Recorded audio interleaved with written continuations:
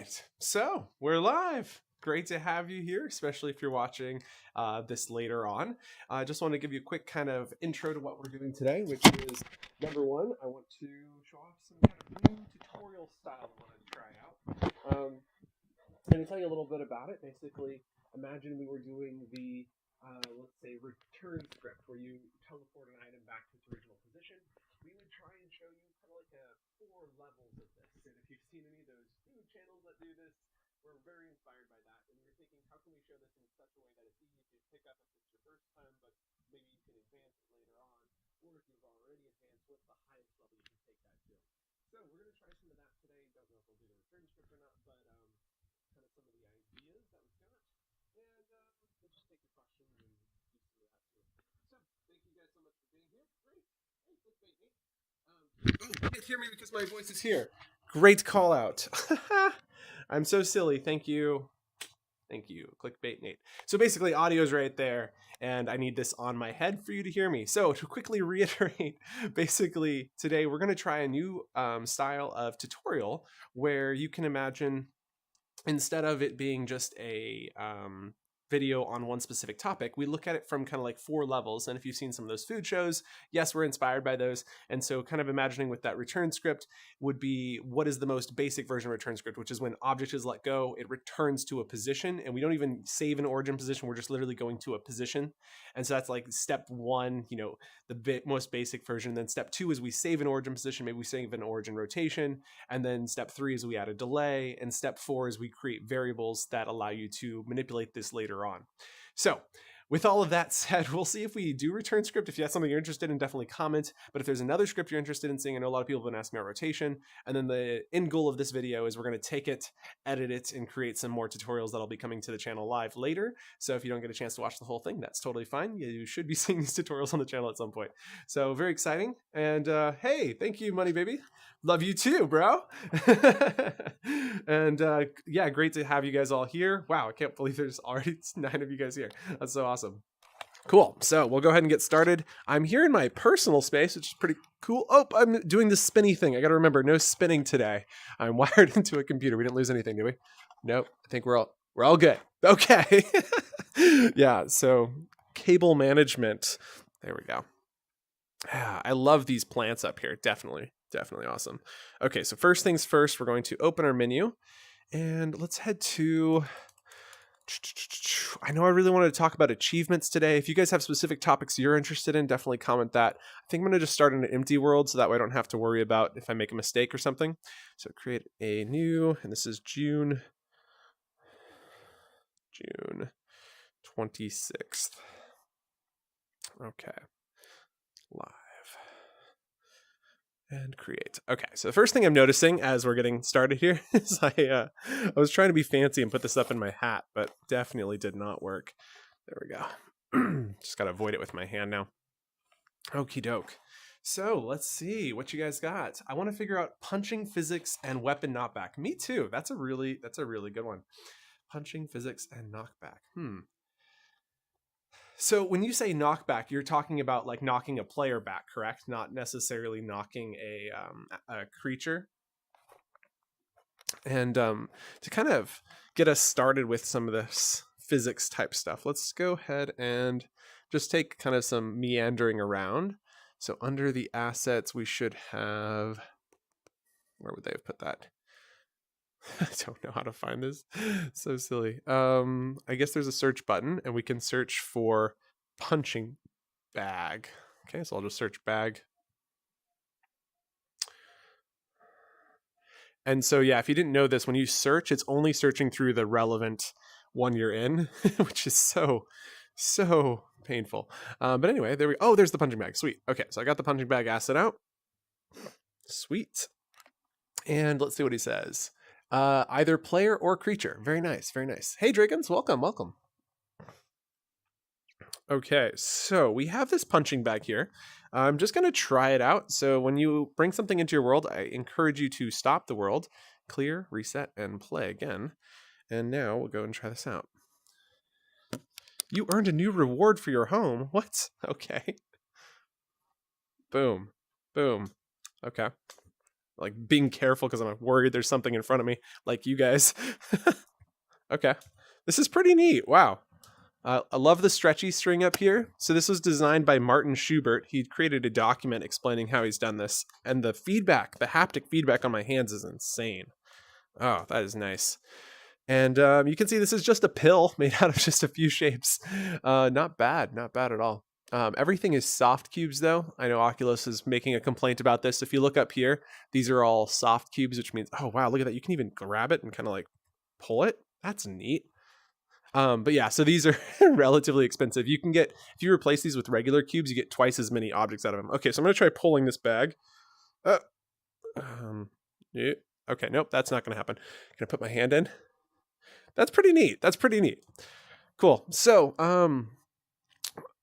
I very, very rarely work from other people's scripts, just being honest. I usually like to start from my own. So I just wanted to quickly kind of take a look at what's making this possible.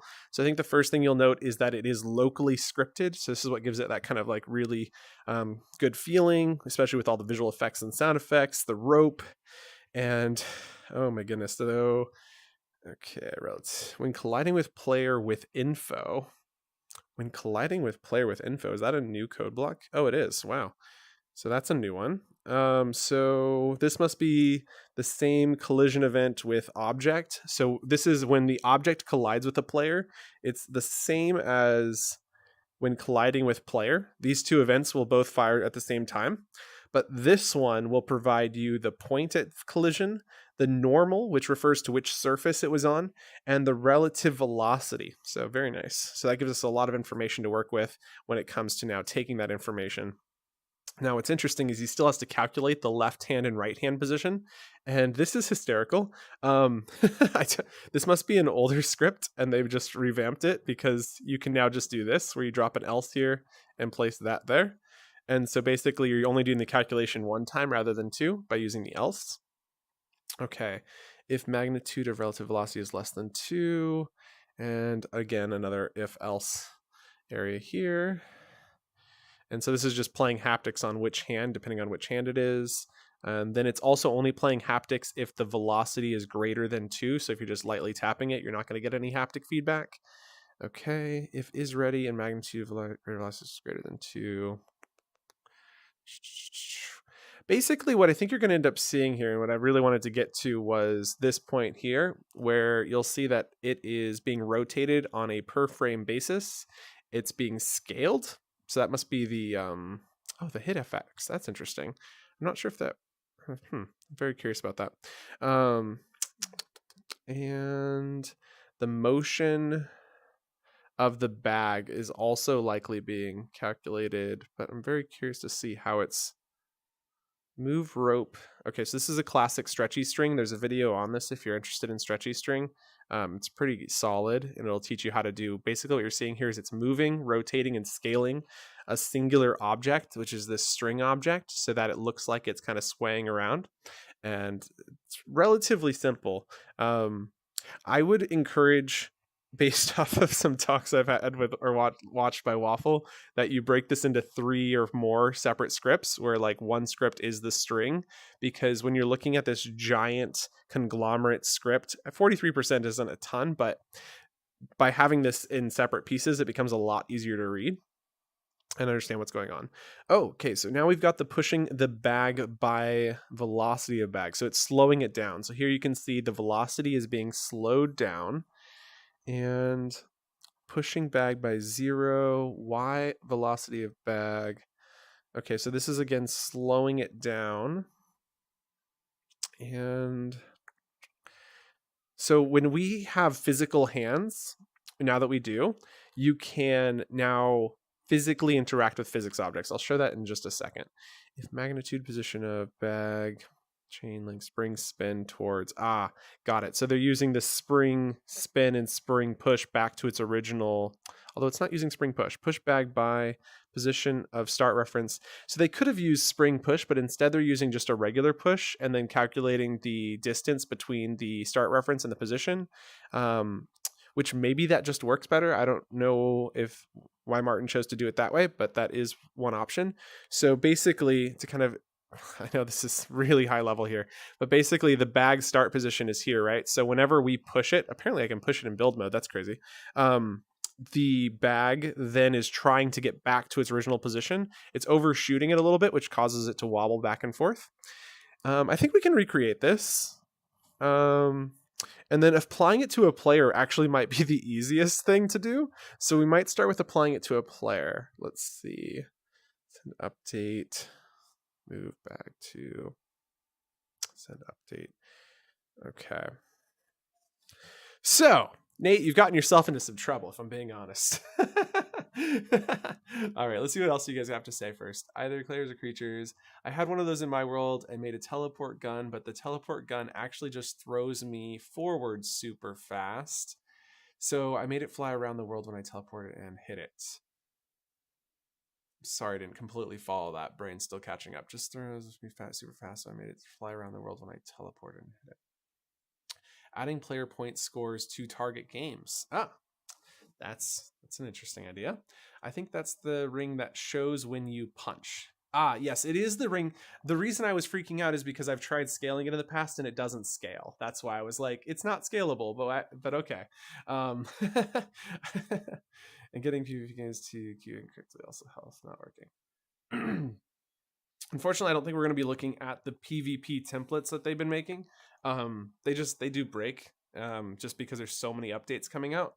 Hopefully they'll get those fixed. It's just a ton to look through. I mean, it can take me an hour to find one thing in there. When I recorded that video for them a while back, it was like 5 hours of just digging through their code trying to understand it. So it is rough. I there's no denying it. So I definitely don't think it's a bad thing to use their template. Just kind of, I think the number one piece there is to recognize that it is a use as it is. And if you want to make modifications, recognize it's going to take hours of kind of searching through their stuff to figure it out. So I think what I figured out here, clickbait Nate, is that this, okay, so here's the hit ring, right? Hit play. Now, what I wanted to show and why I was like freaking out is because if I scale this super big, it doesn't actually change this. Wait, did it? It did change the size. Okay, I don't know. I could swear I've tried scaling this in the past and it didn't work, so maybe it's a new feature. But yeah, I'll have to try playing with that some more. This looks cool. I'm not sure what this is. You can see there's kind of a little thing here. If we make it visible, you can see there's like a ring. So that's interesting. Okay. Debating how much I really want to go into this. Because it's a big one. It is a big one. Okay, so let's just start with something basic, right? We'll take a cube, just a regular cube, and we're going to the physics properties, audio material. Oh, nope, there's nothing new there. Wait, do I still not have physics? Or do I now? Okay, there it goes. Okay, once you turn it on. Got it. My first time actually playing with this, so kind of excited. So we've turned physics on. We're going to turn gravity off so we can get kind of an idea. We're also going to make it grabbable so we can interact with it a little bit more. The mass is fine. All of this stuff is fine. We're just going to leave that. Weight simulation when held? Sure, why not? Center of mass override? No, we're not going to worry about that. Oh, wow. There's lots of properties in here that are going to take a lot to get to know. There's a guy on my team actually working on a video for this right now, and I can't wait to watch it. So, wow, there's a lot in here. Oh, my goodness.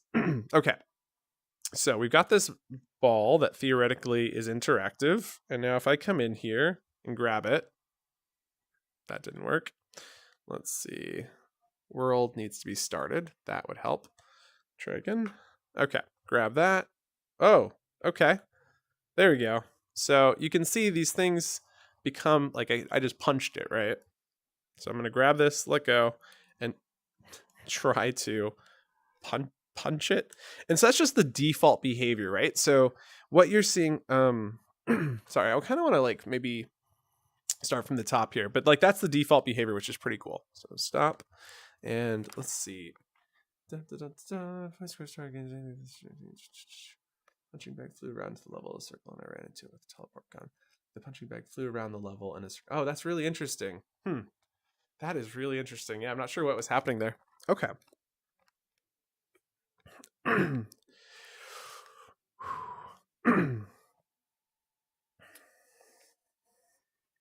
Sorry, I'm like preparing to like record a video. Well, I mean, I'm obviously recording, but I'm like getting into the headspace.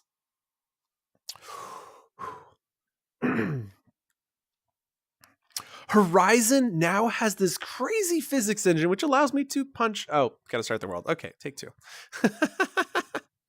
Okay. Horizon has this incredible new physics engine which allows you to punch objects, and there are some really fabulous new assets. If you open up your menu and head to the build menu under assets, you're going to find under the community spotlight, featured, under featured, there's a whole bunch of new ones, and I can't wait to check out like the hammer and nail, and we just pulled out the punching bag, and there's tons more. I've been trying to play with this spring slider and some of these really awesome ones. They're all designed by Martin Schubert, fabulous designer. He did like a lot of stuff in the plaza.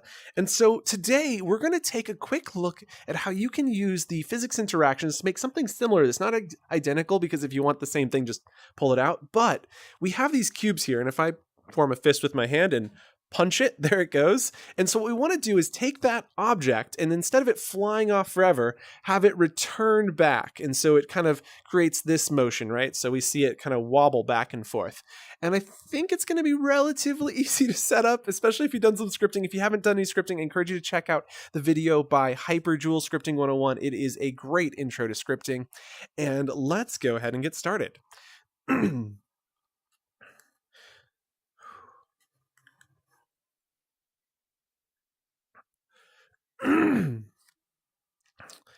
Okay, so the first thing I like to do is get started with design. So I'm going to build something similar to this, not identical, but just something to make me feel a little more comfortable with the space. Let's go ahead and we'll just cut and fast forward through this. Okay, and we're going to grab this slide and kind of create something similar. We can imagine there being a little bit of stretchy string. Definitely don't want any physics on the stretchy string, so just delete this and retry. Pull out another cube, stretchy string. Okay, so that will be our stretchy string reference. Now the string does not want to be, okay. I'm not going to teach stretchy string today. We'll come back to that. So anyways, we got the stretchy string, which will be non-collidable, and then we'll slide that to there. Awesome. And we'll just go and grab this tone there and literally duplicate. Oh, I see what they did there. That does look nicer, doesn't it? But I want to be somewhat unique, so we'll do a little of that. And nice. Okay, not bad. Not bad for a first design. Now, the next thing we need to do, with a quick design out of the way, the next thing we want to do is create the script. I did want to quickly point out that this piece's stretchy string here is based off the stretchy string tutorial. I won't be covering that today, but if you are interested in that, definitely check it out. And what we're going to do next is open up our menu, head to Gizmos, pull out a script gizmo, and this is going to be called punching bag. Okay, so punching. And then we get up close and we say, punching bag. In case you were curious how the video is recorded. So anyway, we have punching bag. We do not need when world is started. Oh, actually, yes, we do. We do need, take two. We have punching bag, and now when world is started, we need to save a couple values. So we're going to create a new vector variable. This is going to represent the origin position. So I'll just quickly abbreviate that and click confirm. We also need a rotation, which will be the origin rotation. And click confirm. And now to set these, we head to our values tab, grab a couple set twos. You can duplicate by thumbsticking to the right. And then we'll head back over here, and back on our variables tab, we'll bring over the origin position and the origin rotation, and then head to our operators tab, where we'll scroll down to object transform, where we have position of object and we have rotation of object. And this is for a object self, because this is going to run on the bag itself. So we'll then go to the values tab, grabbing self and thumbsticking to the right to duplicate into both slots. Now that we've saved the origin position, origin rotation, our goal is to get this bag to always try to stay in its position. And since we have the physics engine already running, basically we just need to create a loop that causes this bag to try to return back to this position over and over again. And so we're going to go to our events tab, grab when event is received. We'll drop down and create a new event name called loop. We'll click confirm. And now when loop is received, we want to continue looping, but we haven't sent loop to self, so therefore it hasn't even occurred yet. So we're going to grab the send event with delay, drop it here. We're going to grab send event to object, drop this here, and then we can drop down selecting the loop event from both of these. So now what's happening is when the world is started, we've saved our origin position, origin rotation, we've sent the loop event to self, and when loop is received, we send loop to self after a 1 second delay continuously. Now I think 1 second is too slow, so we actually want to change this to 0.1 second. I will quickly admit that running this event constantly while the world is running is not a great idea. Ideally, you'd want to like have a trigger around here and start the loop while the players are in the trigger or something along those lines. But for today's demonstration, we're just going to keep it really straightforward. So we've got our loop running from the moment the world has started, and now we need to move towards and spring rotate towards these values. So that's on our motion tab, and we're actually going to try using, just because I think it'll work better, we have spring push and spring spin, and we're just going to drag these into here. And the location that we're springing towards is that value we saved before. So back on our variables tab.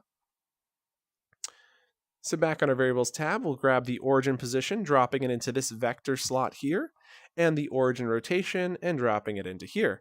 Now with that set up, we should be done. Yeah, I think that's it.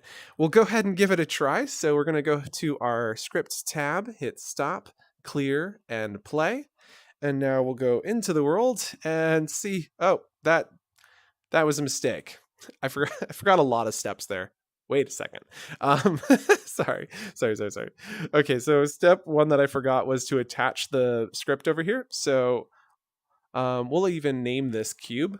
Go ahead and name this bag. Doesn't look like a bag, but we'll name it bag. And then over here, we want to turn off grabbable, just make it physics only. And then from the drop down, select the punching bag script that we've created. And with that selected, we're doing pretty good. I do want to change the color because I feel like that color doesn't make sense. So we'll go to our style tab, grab a kind of brown with a plastic sheen, and that doesn't look much better, but it is something. Okay, so now I take my hand and I punch. Oh, right, start the world. Sorry. We'll then go ahead and start the world, head back into play mode, and then we can punch it. And look at, whoa, that's different. That's definitely not what we were seeing over there, but that's because the values are different. Wow, that is so interesting, isn't it? Oh my gosh. This is a really good first start. It's definitely not what we needed, but it's hysterical. Oh, that is too funny. Okay, let's go and fix that. So we'll go ahead and stop the world. And then back here on our script, we have some values to play with. And so I can't remember without looking at the code blocks PDF, which if you haven't seen, I'll leave a link in the description. But basically the PDF has all the details on what these values exactly do. So I'm thinking dampening is how quickly it goes back and forth. So it limits the swing back and forth. So I'm going to change this to 5. I'm also going to change this one to 5. And the stiffness, I think, is also determining how quickly it's coming back.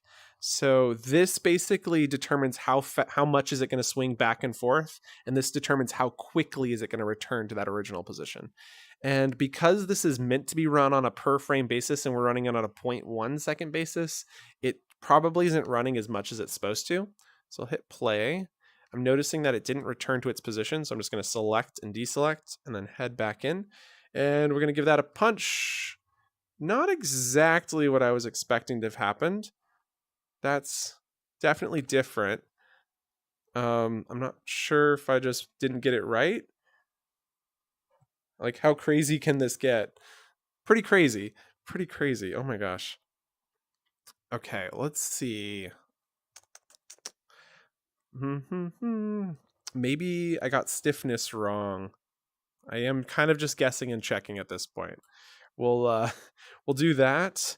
Maybe take this to 50 and just see what happens by taking the values really. So when I'm like testing, sometimes I'll just see what does this value do if I make it really large and see what happens. Okay, that's interesting. That is really interesting. So what I think we can see is happening is, nope, I have no idea. I thought I knew what was happening. Now I'm really not sure. Okay, let's go and stop.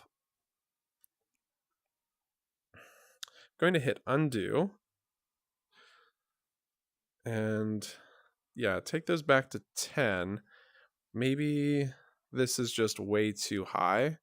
And this, yeah, let's see what happens if we do this. Okay. There we go. Okay, now we're on the right track.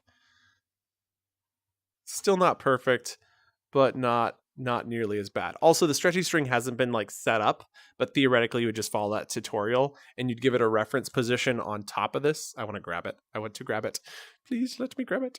So you'd set a reference position on the top of this bag, like maybe you put a hook or something, and then that hook would be the reference for this position, and then you put a reference hook up here, and that would allow the string to stretch between those two positions. Anyway, pretty neat, pretty neat. Oh, it's definitely not coming to a stop fast enough.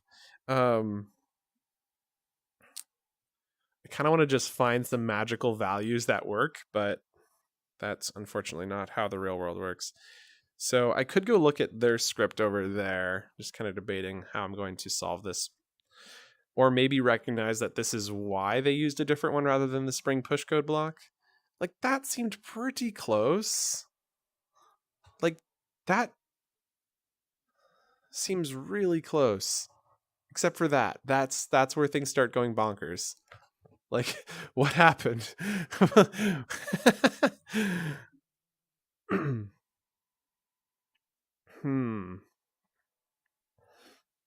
Do I need to change this up to more like 3? And try that again? I know there's a solution in here, but I'm just not sure what it is. Okay, this is starting. I would like to say it's starting to feel right, but it's really not. So I kind of want to just backpedal here and try a different one. That, or I'm going to need to go look up what these values exactly do.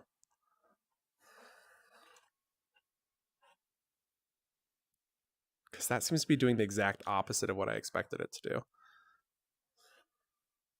Type in 1.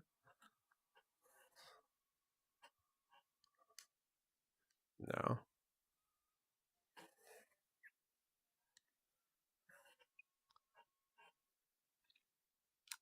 Yeah, I'm not really sure. Let's see. What do you guys have to say? Because I'm sure I'm making an obvious mistake and somebody's like, oh my gosh. Hey, oh my gosh, it's Film Sensei. This guy's the one who taught me how to do this. Sensei, can you help? Like, seriously. Oh, man. And getting PvP correctly, health working, clicking like the punching bag flew around the level. Okay, I gotcha. There's a guy on my team. Yes, that's you, Sensei. Sensei is the one who's actually working on this video that I just mentioned. There's some NDA stuff that prevents him from talking too much. Oh, that's so funny, Nate. Yeah, no, Sensei is he's a great person. He does a lot of work for us. That's so funny. Good morning, Omni. Good morning. Discovering mechanics. That's true. You'll need more gravity on. Oh, more gravity on the bag. Thank you, Sensei. This is why you are called Sensei. So the problem is the physics on the bag. This makes so much more sense now. Okay, so step back a couple frames. Remember when I turned gravity off on that bag like way earlier? So let's go try fixing that. And so this is where in the video we'll probably just cut to me explaining the solution because this is bonkers. Okay, so now we turn gravity on we'll want to use custom gravity so that we can set how much downward motion, because I believe if I hit play, it's just going to be constantly falling because it's just too much gravity.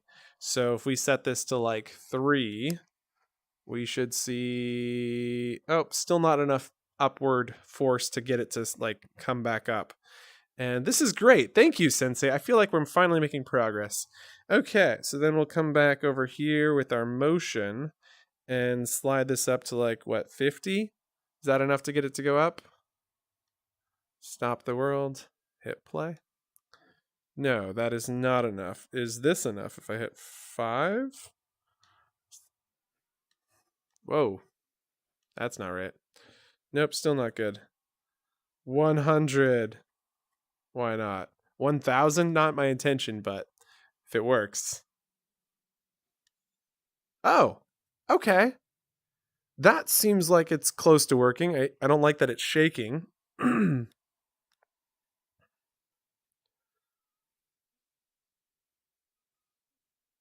Okay. Any other tips for us, Sensei? So maybe this dampening value is too high. Go to 1. Stop world and play. See, we can see this happening over here as well. See, it's kind of like going up and down. And it never really stops going up and down, probably because it's overshooting the gravity. So ours is kind of working, but it's just shaking. So I'm thinking the problem with spring push is the gravity. And so what we need to do is use a regular push. So let's leave our spring spin and we'll come back to the video now. So all right, everybody. So we've been working on this, and we realized we forgot to turn gravity on. So gravity is on. We've set it to custom gravity of -3, so it's not just a ton of gravity, although we'll maybe adjust that later. But now that we've got our gravity on, we've realized that spring push just isn't the right code block. So we're going to delete spring push, and then back here on the motion tab, grab push. Now we can drag push over, and this is going to be a vector that we're going to calculate. So don't worry, calculations are easy, I hope. So head to the operators tab, scrolling to the top, there is a minus symbol. So we grab the minus symbol. And before we place this in here, I think, yeah, this should be fine. Why not? Okay, so we're going to push self by, and then we go to our variables tab, grab the origin position, placing this into the A slot. And then up here where we have position of self, we can select this and thumbstick to the right to duplicate into the B slot. And then up here where we have position of self, we can thumbstick to the right, duplicate it into the B slot, and then when we let go, it returns back up here. So now we've calculated the distance between the origin position and the current position of the bag. And so hopefully it swings. It's a little too swingy, but it is working. Okay, that's much better than I thought it was going to be. That is significantly better than I thought. So we're getting the same motion that's happening over here, just way more intense. And I'm wondering if it's because our loop speed is at 0.1 seconds. Like if we drive this to 0 seconds, and that does seem to do it. So this running on a per frame basis does seem to be, nope, that's not helping. Maybe it's just the gravity's too high.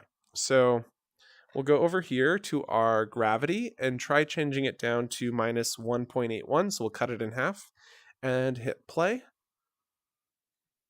It's a little better. It's not perfect, but I think you can see we're on the right track here. So now I'm going to go ahead and give this a punch. And I feel like I'm the one getting punched now. Okay. No, that is bad. This is so bad. This is, I think, what Nate was describing earlier in the live stream, that it would just start swinging around the world absurdly fast. Am I right, Nate? I would love for someone knowable on scripting to help me make a few things. My name is Stancic.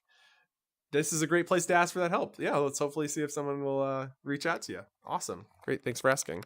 Okay, so basically, I would encourage you to just use this punching bag. This is way too much work to try and figure this out. And you said you used it, but it was just swinging around. I would assume it comes down to those variables that we were just looking at, like the gravity. So I think this is where gravity is supposed to be a lot higher, and I don't know. Yeah, I guess we'll have to just inspect. Just inspecting at this point.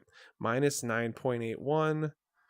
So this is running normal gravity, but it is also having the advantage of being locally scripted, meaning it's running 60 times per second versus we are only running 10 times per second. And I didn't really want to touch local scripting because it is not something you want to get in if you've never scripted locally before. And even though I have scripted locally, it's something I avoid at all costs because it's just so much buggier than regular scripting. Okay, so that is the end of our punching bag. I don't actually think we're going to make a video out of that. That was just some good fun playing around, but I do apologize. We haven't really found a solution there other than just use the one they've provided. They seem to have done the math better than me. Okay, so apologies. All right, let's see. So the other topics we could be covering, and I wanted to quickly pull out little text gizmo to write these down, is we have the return was one thing that we had discussed. We also have the rotate, which I think is another good one. Rotate.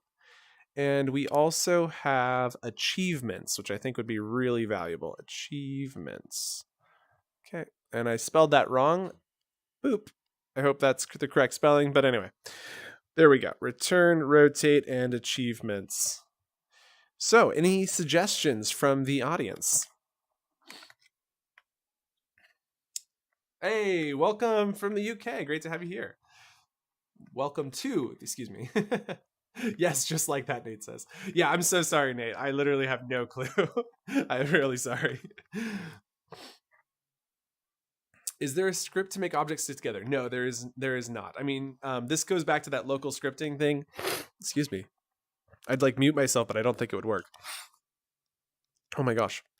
So yeah, this is where that local scripting would come into play, where if you local script something, you can do it on a per frame basis, which means you could tell them to be right next to each other, but there is no way to just like script things to attach to each other and then make it permanent. It's a great feature request, which you can do on user voice. That's a great place to put in feature requests. Oh my gosh. So I'm like really trying to get over some allergies. So sorry. Let's see. Okay. I'd like to start with this kind of easy one. So this is a remake, but I think it could provide some really good value. And then we'll see if we can take the learnings from this video that we're about to do and then apply it to the rotate video.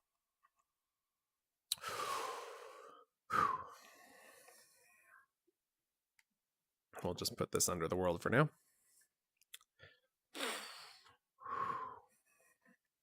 Today, we're going to look at making an object that returns to its original position. So if we head to the asset library, we'll just pull out any asset. Doesn't really matter what. I guess a food asset is always pretty good. One of my favorites, the salt shaker. This is definitely an asset you're going to want to get in your world. And did you know that if you duplicate the salt shaker, open up your style tab and select the color by thumbsticking to the left, you can select black and make a pepper shaker. Brilliant, I know. And another cool trick here is if we select both objects, open up their properties panel, we can actually make them both interactive and grabbable. Now, having improved this salt and pepper shaker, we realize that they don't always return back to where they came from, which is problematic. And so what we want to do is create a script that returns these back to their original position. To do this, we're going to do this quite simply using the gizmos from... Okay, try again.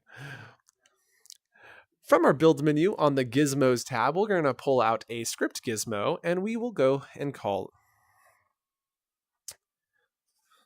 Oh my gosh, I am stumbling over my words. Sorry there. Okay.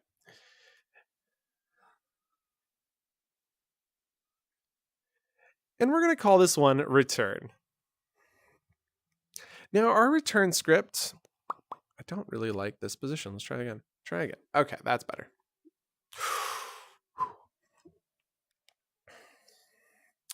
Now this return script does not need when world is started, so we're going to select this and pull down to delete, but what it does need to know is when a player has let go of the object. And so this is an event. This defines when something's going to happen. So on our events tab, we'll scroll down to when object is released by player. There it is.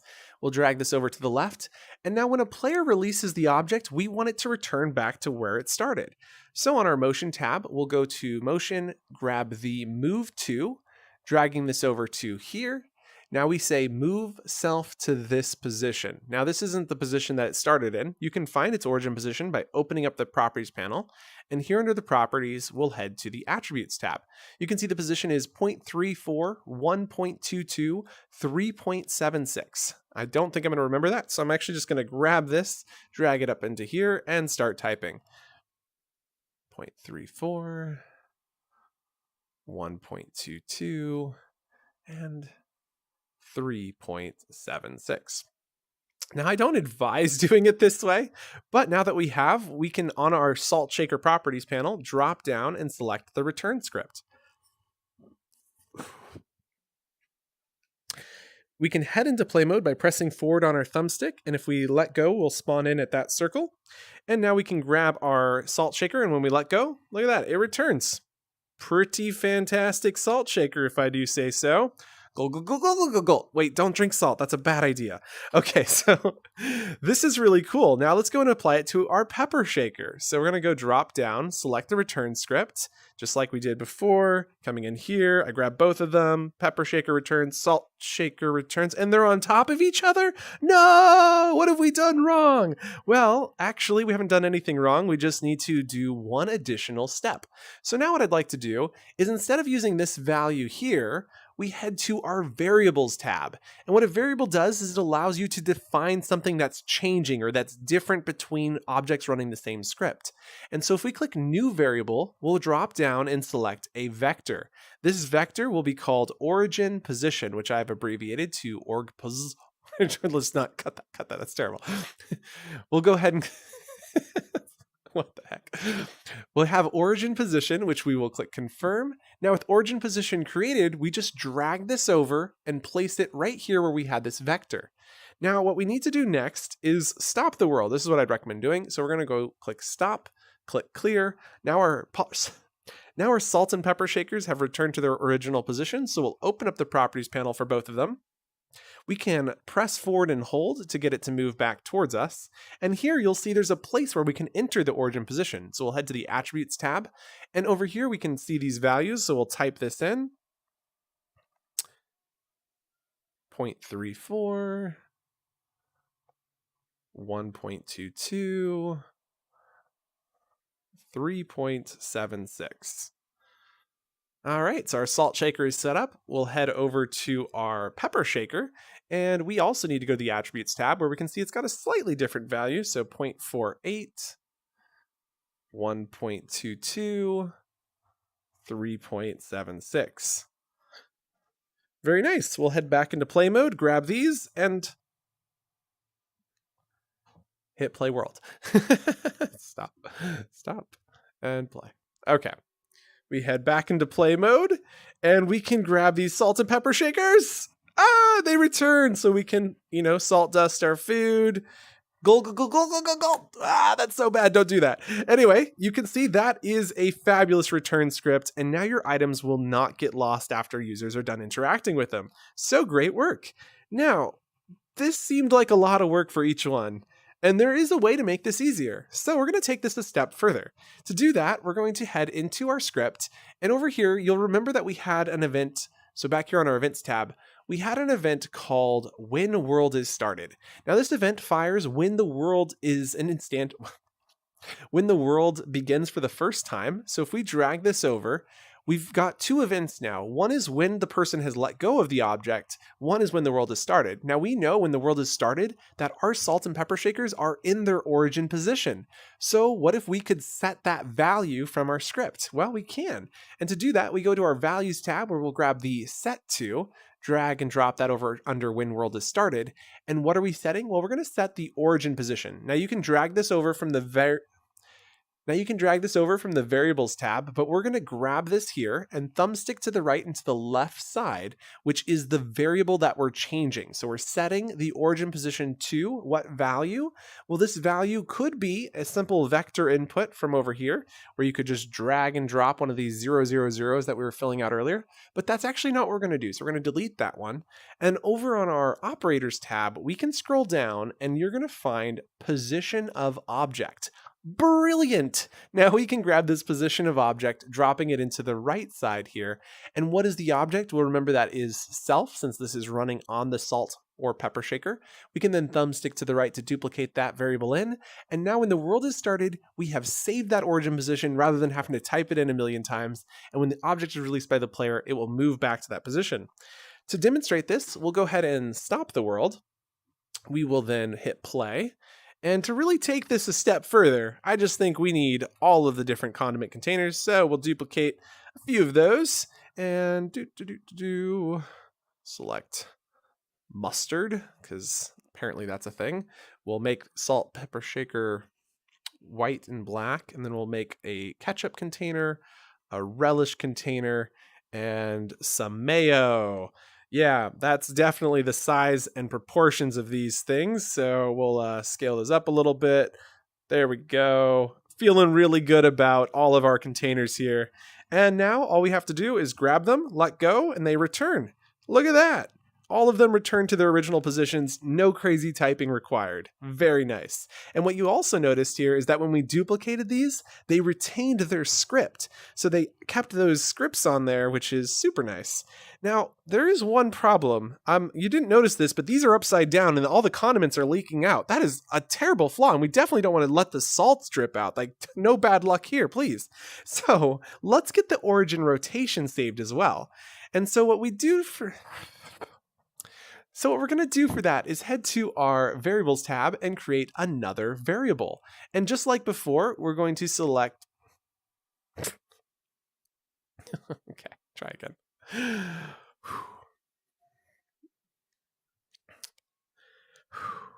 To save our origin rotation, we're first going to stop the world. Maybe. To save this origin rotation, we're first going to start by stopping the world, which I just really like to do when I'm working on the script. Then I'm going to open up the script again, and from our script,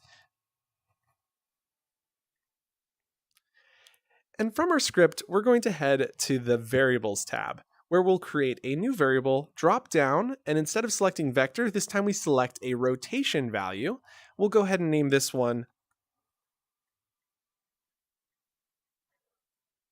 origin rotation, and then we'll click confirm. Now we want to do the exact same thing we did before, but with a rotation value. And so we're going to grab another set to from the top of our values tab. There it is. We'll drag that over. And then over on our variables tab, we'll bring over the origin rotation, dropping it into the left. The value, remember back on our operators tab under object transform, there was a rotation of object. So we'll grab that and place that over here. We'll also select self and thumbstick to the right to duplicate it down. And now we've moved self, but to rotate, we have to head back to the motion tab where we'll see instant motion rotate to. So we'll drag rotate to over.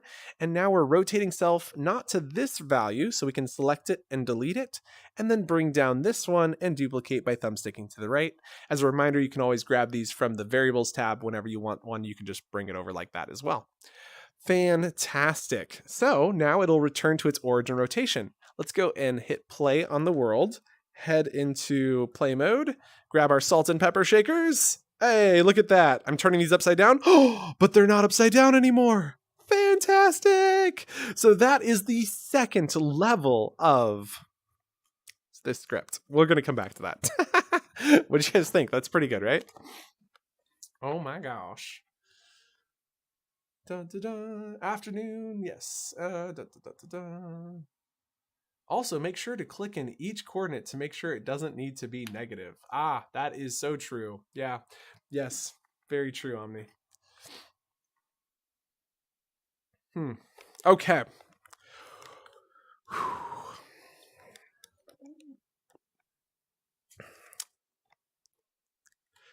Congratulations! You have made it through steps 1, just causing the object to return to a position, and step 2, saving the origin position and origin rotation. Now, let's add a delay to this script so that the object doesn't always return immediately, but allows you to hold on to it for a little bit and then it returns. To do that, we're going to head back into build mode, and we're going to have to take this a step further. So back on our events tab, let's start with something a little bit.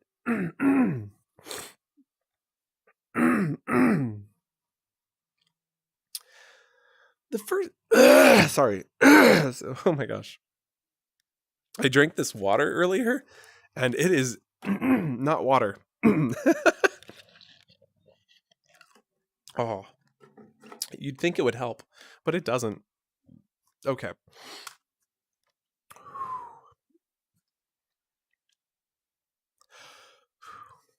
So remember how I said when world is started is one event and when the object is released is another event?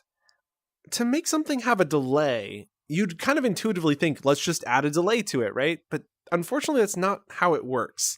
So what we need to think about is the event structure.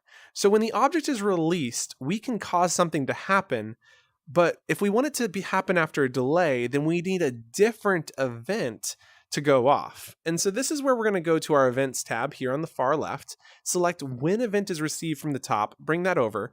And now this says my event, and my event can be any custom name. So we're going to select the drop down, select the top where it says new event, and we're going to call this delay. Now that we have delay in here, we'll go ahead and click confirm. And now we can drag move self and rotate self down into the delay event. And this delay event currently doesn't happen. There's no reason that it could happen because nothing is triggering it. But what we can find here right under the events is send event with delay. Now this allows us to trigger any event that we want to go off with a delay. So here it says 1 second, and we can drop down and change it from my event to that new custom event name called delay. And now let's change this time to say 5 seconds. Now, the object, once it's released, will return back to its original position after 5 seconds. It is quite simple. So we'll go ahead and make sure we hit play world, which it is. Head back in here. And from over here, we'll grab these items, letting them go right about here. And in a few seconds, you'll see they all return.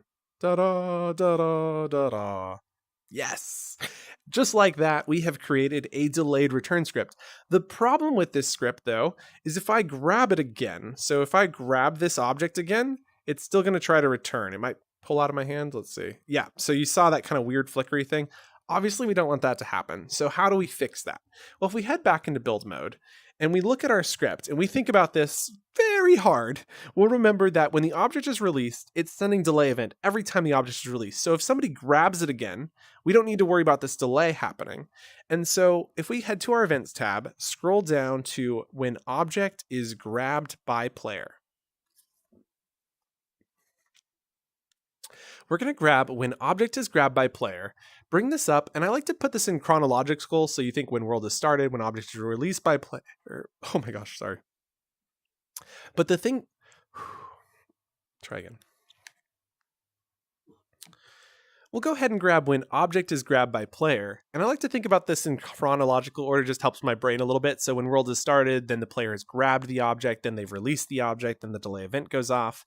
Now, when the object is grabbed by the player, if they've already released it, this delay event has a 5-second delay. And if we head back to the top of our events tab,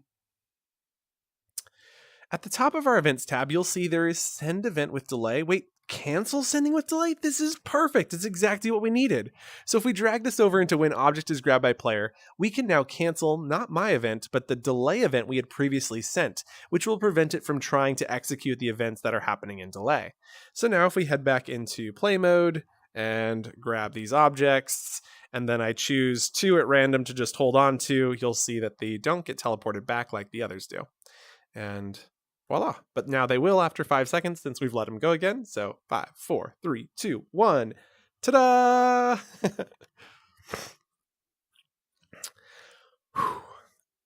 And like that, we have a return script with a delay. Really great work. Awesome job.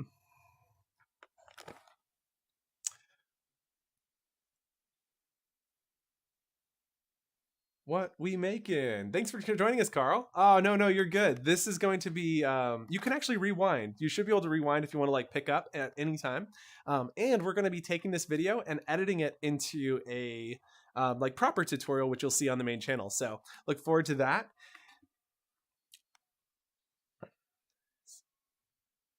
It's not water. No, it's not water. I wonder if you can use the punching bag script to build Jello that jiggles when you touch it. That's a really interesting idea.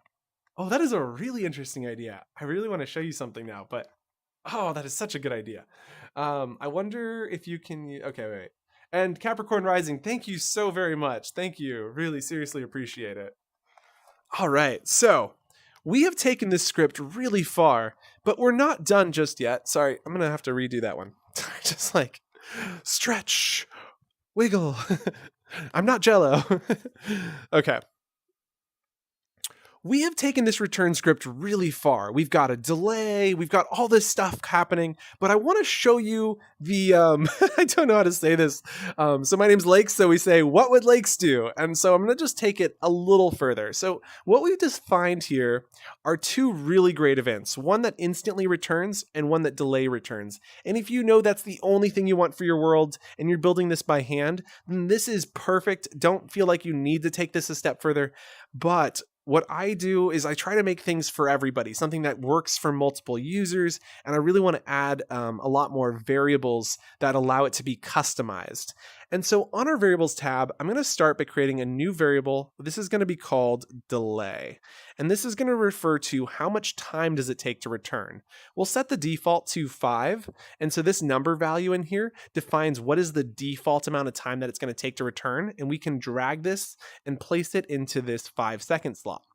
Really great work there. Very nice. But there's one other thing I'd like to do. I'd like to give you the option to define if it returns instantly or with a delay. And to do that, we click New Variable, and this is going to be called a Boolean. Now, a Boolean is basically a true or false statement, and I'll explain it a little bit further, but what we're going to find as a name for this is something that defines yes or no, right? So we'll say instantly returns.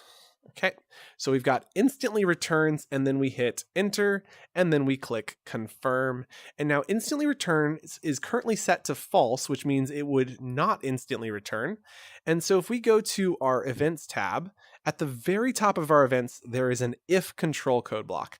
And this allows us to determine if something is this, then do this. If something is that, do something else. And so what we can do is drag this if block down here into when object is released by player, and then back on our variables tab, bring instantly returns into here.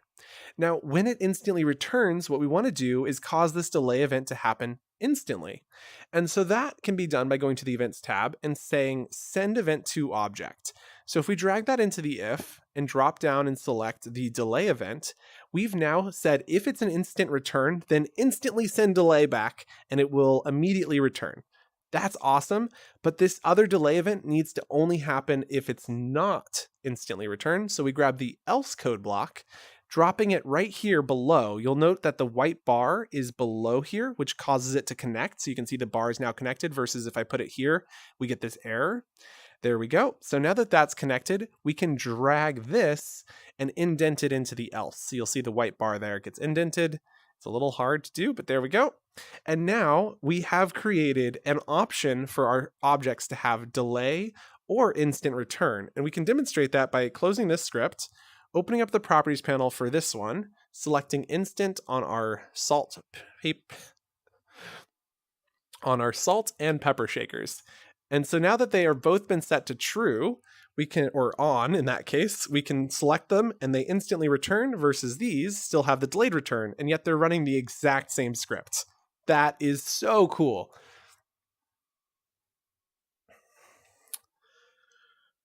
Whew.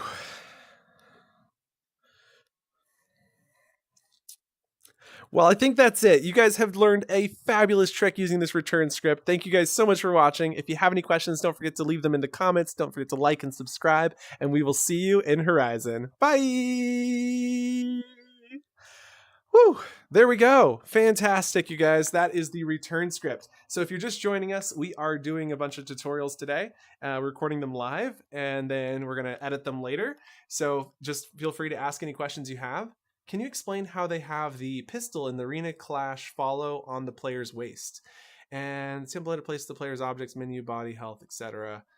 with object spawn. Okay, so the way that works is it is locally scripted. And so if you've just started scripting, I highly encourage you not to use I highly encourage you not to try doing local scripts. They're just really difficult to get set up and working correctly.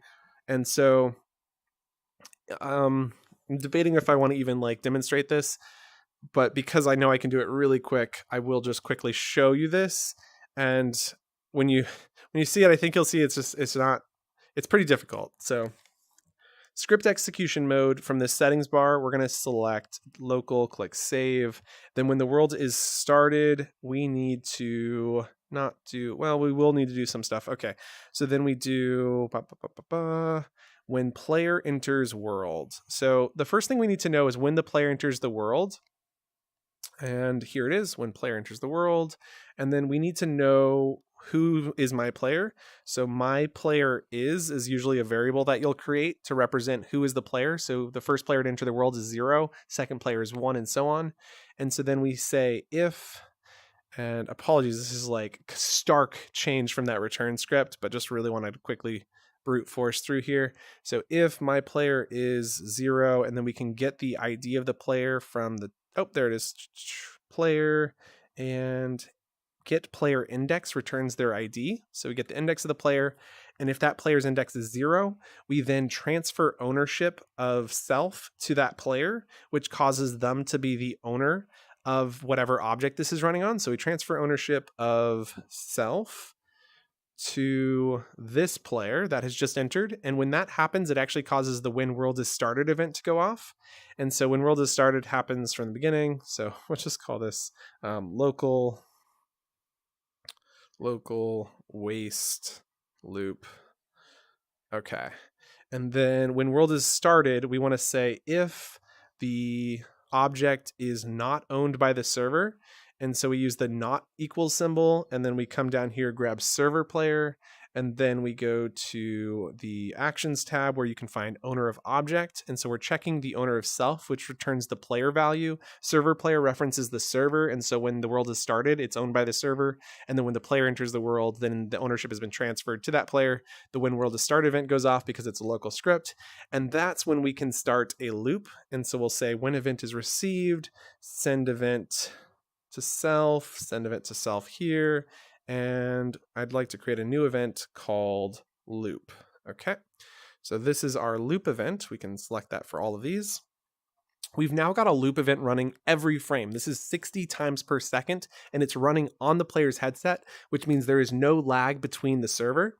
And so this is pretty cool, but now comes the maybe hard part, where we need to constantly move self to the position of the player's waist. And so what we need to do is grab the plus symbol, because we don't want it to be exactly on the player's waist. So the first thing we do is grab player position. So we get position of player, put that in the A slot, get the torso position of the owner of self. So that's the player who owns us. And then we need to know the forward direction of the player and then multiply it down this direction. And so if we scroll to the top, grab the multiply symbol, go back down to player, we can grab the forward direction of the player, and then we want to take the forward direction of the torso, which will give us a vector of 1 meter in length that stretches out from the position of the torso. It's not actually from the position of the torso, but by adding it to the position of the torso, that makes it right here. So if we just leaved it right there and didn't multiply it, this is the position that you'd be looking at. So we'll grab owner of self, duplicate that in there. And then what we want to do is take this value of 1 and move it down to this position here. And so I'm thinking we could rotate it down, but I think the easiest, multiply it by, I think that works. I'm not really sure. This is a good part to just kind of guess and check. And so we want to move it down by minus 0.5. So if we know the vector length is that, so minus 0.5 down. Don't think that's going to work. Yeah. I'm a little concerned that what we need to do is actually multiply it by a rotation or something. Because minus 0.5 is just going to take the y height value, which is 0, and cut it in half. So it's not actually going to move it down. So instead, let's actually, I like to just duplicate this stuff when I'm going to make changes to the math. Then delete the multiplication symbol, grab the plus symbol. This could work.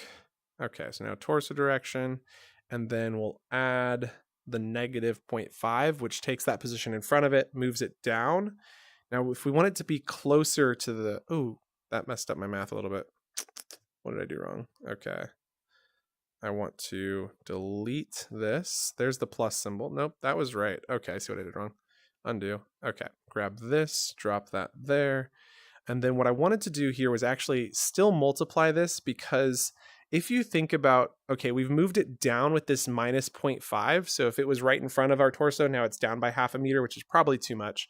We want to get it closer to the player. And because we know that the torso forward direction is 1 meter in length, if we want it to be right next to the torso, we actually probably want this to be actually kind of like a rightward direction. Oh, darn, I don't want to cross multiply here, but we kind of need to. So what we'll do then is grab the cross product of the forward direction by the upward direction. And we're going way too high level here. I'm sorry, guys, but we're almost done. This will be done in just a sec. So then we get the upward direction of the head. And so if you take the upward direction of the head, cross the forward of this, you get either a rightward or a leftward direction vector, which we can then multiply by something small like 0.1. And that will just move it just out of the torso's reach. So it's not super. Yeah, that should do. And then I don't want it to go down this much, so I'm going to go down by 0.3. And now I think we've moved this to the side of the torso, and then it'll just stay locked on there as the player moves. So now we take this cube object. We're going to attach the script we've just made, local waist loop, and it's already working. It's moving me because it's collidable, and so that's a problem. And I can't, like I said, local scripts. Look at this. It's just like, can't get it to stop. They're really, really finicky, but we'll go ahead and turn collidable off. The position wasn't exactly where I wanted it.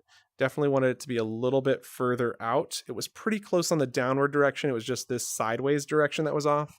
So we'll try 0.2, 0.2, 0.2. Oh, right. We can actually just multiply by a number value, which makes this a little easier to adjust. Because that'll just multiply it across the 3 values. So let's try 0.3 actually. And play world. Okay, so I've got it side. So now it's located on the side of me, but for some reason it's kind of jittery. I think I did my math a little wrong. But anyway, that's kind of like basically how it works. So hopefully that answered your question. Yeah, it's difficult, to put it lightly. Okay, let's see. I haven't looked at the template recently, but can you do when released attach object to player? Yes, that is actually a really awesome way to do things. That's a really good, I love that. I do that all the time now. That's why we stopped doing local scripting. Okay, great point, Omni. So let's say, for instance, we have that same cube again, and we want it to be attached to the torso here. We can then go to the More tab and grab, who can grab? Nope, collision events from, no, why isn't it? Oh, because we have to make it grabbable. Okay, so make it interactive, grabbable, and we won't give it physics. We'll then say anyone can grab it, that's fine. And what we want to do is make it attachable. Why do I not see attachable? Collision events from, use grab block, physics, attributes. Am I crazy? Is there no attachable property here? Collision events from, who can take from holder? Okay. Oh, right. You can only make attachables out of multi-grouped objects. You can't make attachables out of singular objects. So it has to be 2 or more. Got it. So yeah, I guess if we're making a weapon, there you go. That's our super cheesy weapon. And we group it together. Now we open the properties panel, make it interactive, grabbable, more tab. Here you'll see avatar attachable. And then from avatar attachable, if we make it anchor to a position, we can say anchor to the torso, and then we can define that position and set it to be like minus 0.3. Come on, minus 0.3, minus 0.2, and that should put it off to the right or the left. It's hard to say. Let's see. That's x positive, actually. So x should be positive 0.3, not negative. There we go. And now, if we take this and we can test this out on the position just by putting it on our torso, and you can see it's attached to me in such a way I can't see it. So grabbing this camera, there we go. It's in front of me. Not exactly what I intended, but it does work. You can attach it to your body, theoretically. It's not bad. It's not bad. It's pretty bad, but it's not bad. Okay. So what if we wanted to do this? So like you guys can adjust those numbers later if you wanted to get it exact. But what we wanted to quickly demonstrate is that if you grab this script and then you head to when object is released by player. So we have the event when the player lets go of the object. There is an action called attach object. So there we go, attach.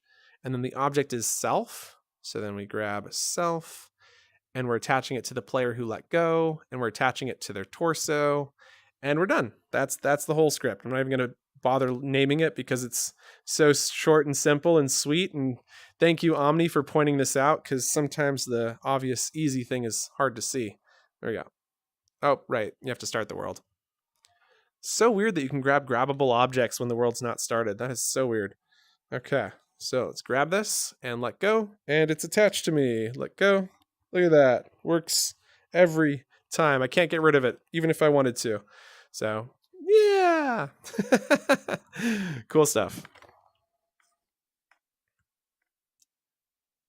Ah, yes, it did need to be a group.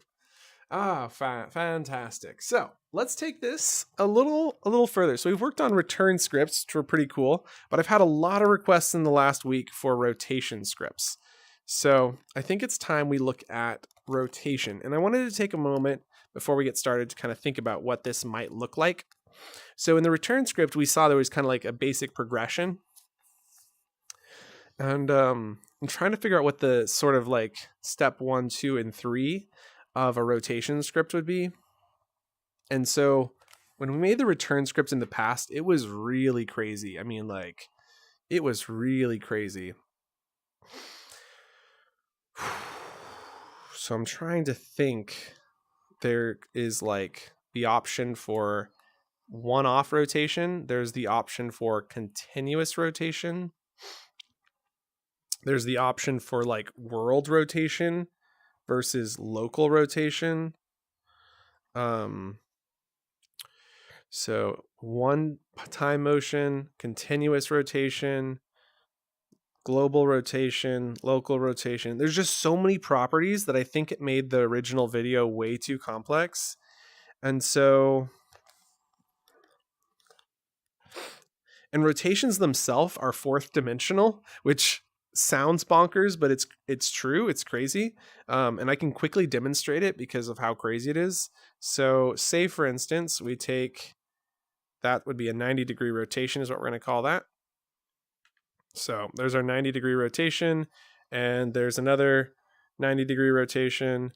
And so the easiest way to demonstrate this, and if you've never seen this demo done before, is that if we take a unique looking object like this one, and we'll then group it with something like that so you can really see the orientation.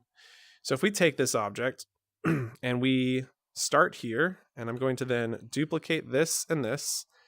Now, normally when you add 2 plus 2, it equals 4. But in a case like this, if you slide this to the left and then slide this to the left, 2 plus 2 no longer equals 4. It's bonkers. So to demonstrate that, we start by taking this object and then rotating it 90 degrees like this, and then we rotate it 90 degrees like this. So that is this plus this. You take this rotation, add this rotation to it, you get this.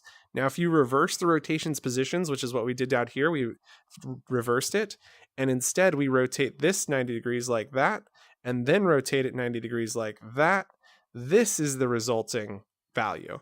And this is why rotations are considered fourth dimensional. And like really the most basic version I can ever show you is you get something that looks like this versus something that looks like this. And they're just, wait, it's addition. Addition should be 2 + 2 = 4, not the other way around makes it 5 or whatever you want to consider this. So anyway, that is why rotations are weird. And there's definitely a better way to show this. But the question then becomes, do we show global versus local? And so I think we're only going to show local rotations because that's what people are mostly interested in. Global rotations are awesome, but they're really used for kind of niche cases. And so I think the starting method is we show a rotation of a single amount, then we show how to make it continuous, and then add some variables in it and see what happens. Okay. What do y'all think? No thoughts? Okay. Feel free to comment your thoughts. Right, I'm looking. Okay, so let's start with the intro. Welcome to an empty grid! Today we're going to be looking at rotations. And so when we think about an object that's spinning, we'll start by creating something fantastic. Dun, dun, dun, dun, dun. There we go. That is a fantastic object to spin. In fact, we'll even make it more fantastic. And we can fast forward through this in the final. So then we'll duplicate and rotate and then select, rotate, boop, boop. There we go. Now that is a fantastic looking object.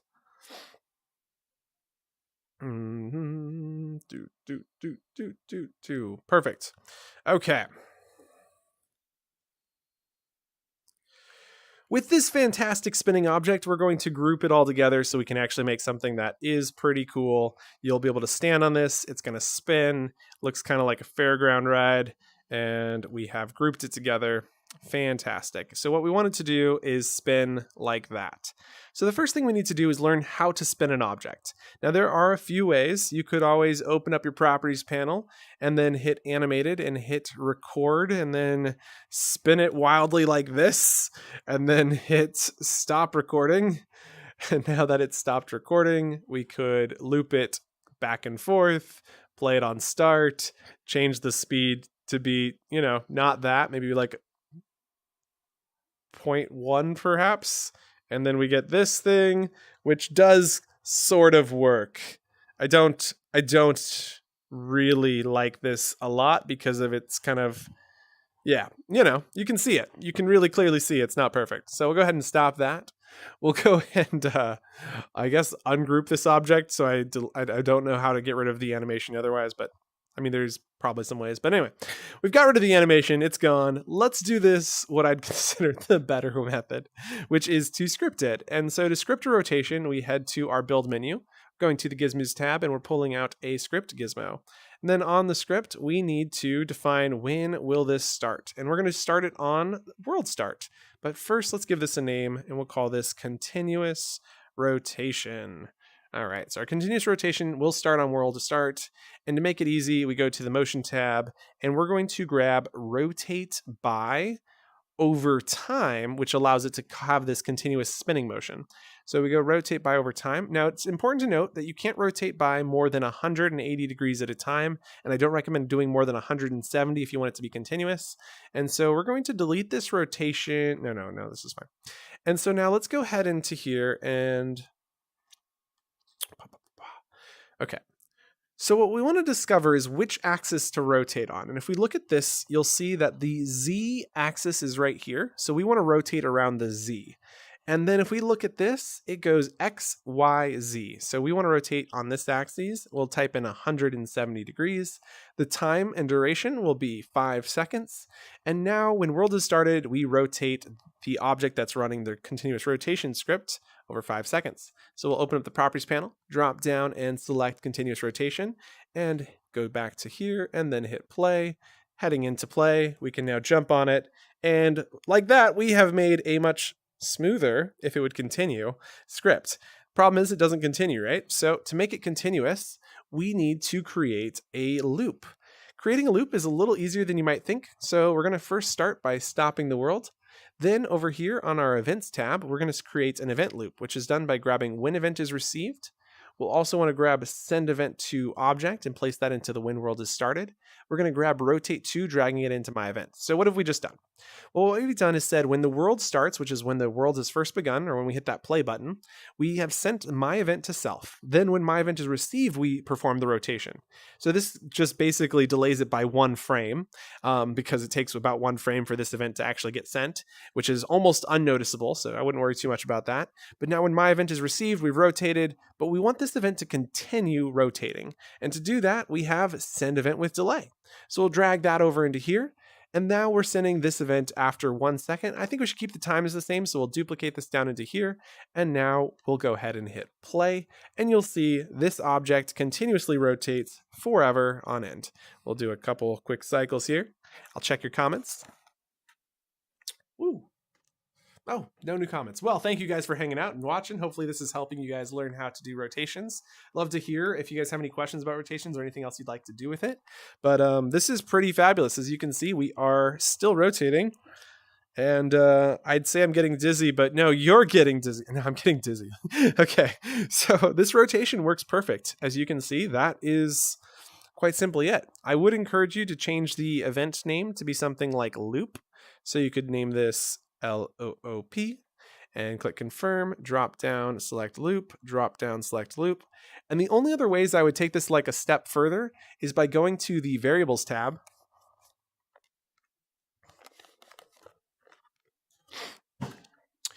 And then on our variables tab, we'll create a couple new variables, like what is the delay? So if we want this to go faster on certain objects, we could do that, click confirm. And then what if we wanted to make the rotation a different amount? So we select rotation and call this rotation by, and then click confirm. And now we're going to drag delay. Well, actually, let's start by setting some defaults. Then we're going to set the defaults to be those same values we've created. So 5 seconds and 170 up here in our Z of our rotation. We'll drag that over into here and drag delay into here and thumbstick to the right to duplicate it into the other slot. And now we can change these properties, which is pretty sweet. So what we could do is grab this just for funsies. Let's see what this looks like.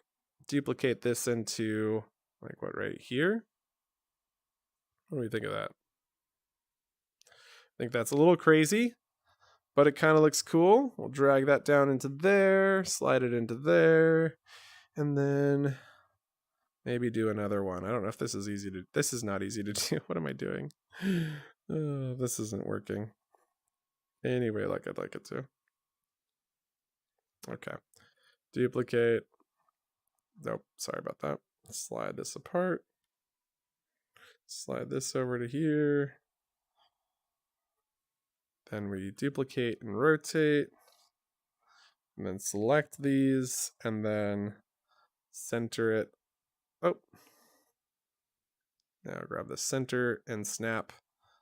Oh, and then rotate the other direction by, there we go. Not sure that that's perfect, but whatever. Okay, we'll hit play. And we get this thing, which kind of looks cool. And yeah, I mean, it's kind of cool. It's not perfect, but it's pretty neat. It's a pretty simple script. I'd love to try and jump on it. I don't know if that's actually possible though. Like, I want to get up. Oh, that is, it's funny. It's not perfect, not in the slightest, but it is pretty neat to look at. So we'll go ahead and stop. And basically you can see that now if we open up the properties panel for say this one and we wanted to rotate in a different direction, we could set this to 0, set this to 170, and then hit play. And you'll see that this one rotates around a different axes. And you can start creating some like really crazy things, right? Like really crazy stuff can start to be put together with this really simple script. And we could even change the delay on this to like 1 second. So now you get this one that's like spinning super fast. You could have one spinning in completely different ways. So very, very cool.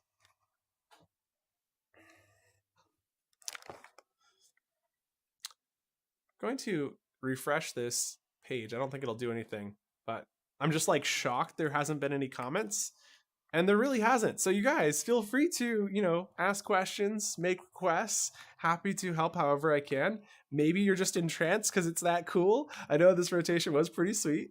But yeah, appreciate you all hanging out. And hopefully we're making some good educational content here. Awesome. So we're going to go ahead and I know we could take this further. I don't know that I really want to. I think that's like really the basics of it. And that's what people have been asking for. So there we go. Whew. So I wanted to talk about achievements next. And so I've got a list of achievements on my phone. Where's my phone? There it is. Okay. So I've been working on some achievements of things that I'd like to put into a world I'm working on. Now it's reached 81 degrees in here. So I'm actually going to turn the AC unit on. And hopefully this doesn't get so loud. So let me know if it is too loud and then I'll just swelter.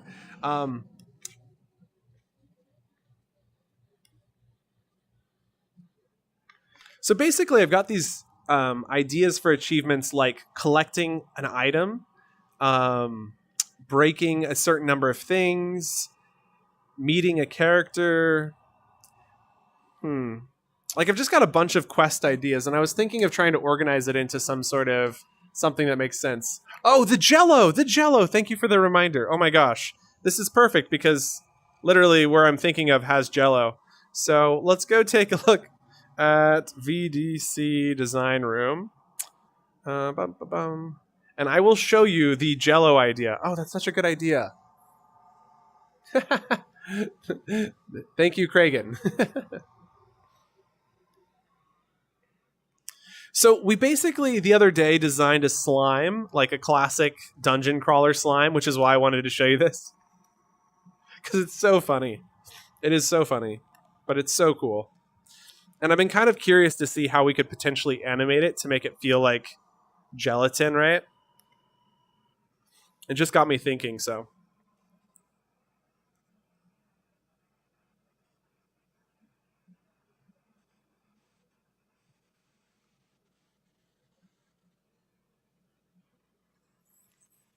Okay. This is the slime I wanted to show you. Meet slime, lake slime, and alternate lake slime. Look at these things. I mean, pretty solid, right? Oh my gosh. I mean, as solid as a slime can get. Pretty cool, though. I really like them. So let's dupe this guy. And we're going to make an asset out of him. Call him Slimy. And click create. Okay. Got Slimy. And then I also wanted to grab one of the statues. We've got a couple statues over here. This one's my favorite, though. So I'm going to basically grab this statue and create an asset out of it and call this statue. And create. Cool. And then we're going to head back to that room where we can make some modifications. So let's go back here. Gelatinous cube for the win. Yes. Oh. Thank you. I'm glad you like it. It was pretty cool. We basically used a text object with some opacity and the lime green color. Yeah, I'll show you. I'll break it apart for you so you can see what it's made of. Okay, so right to assets, pull out the statue for later. So this one's for later. And then we've got the slime. And then we'll pull out another slime so we can break one apart. Use this one, break that one apart. And then I'm going to delete these, remove. I'm trying really hard to keep my asset library clean. It's very difficult.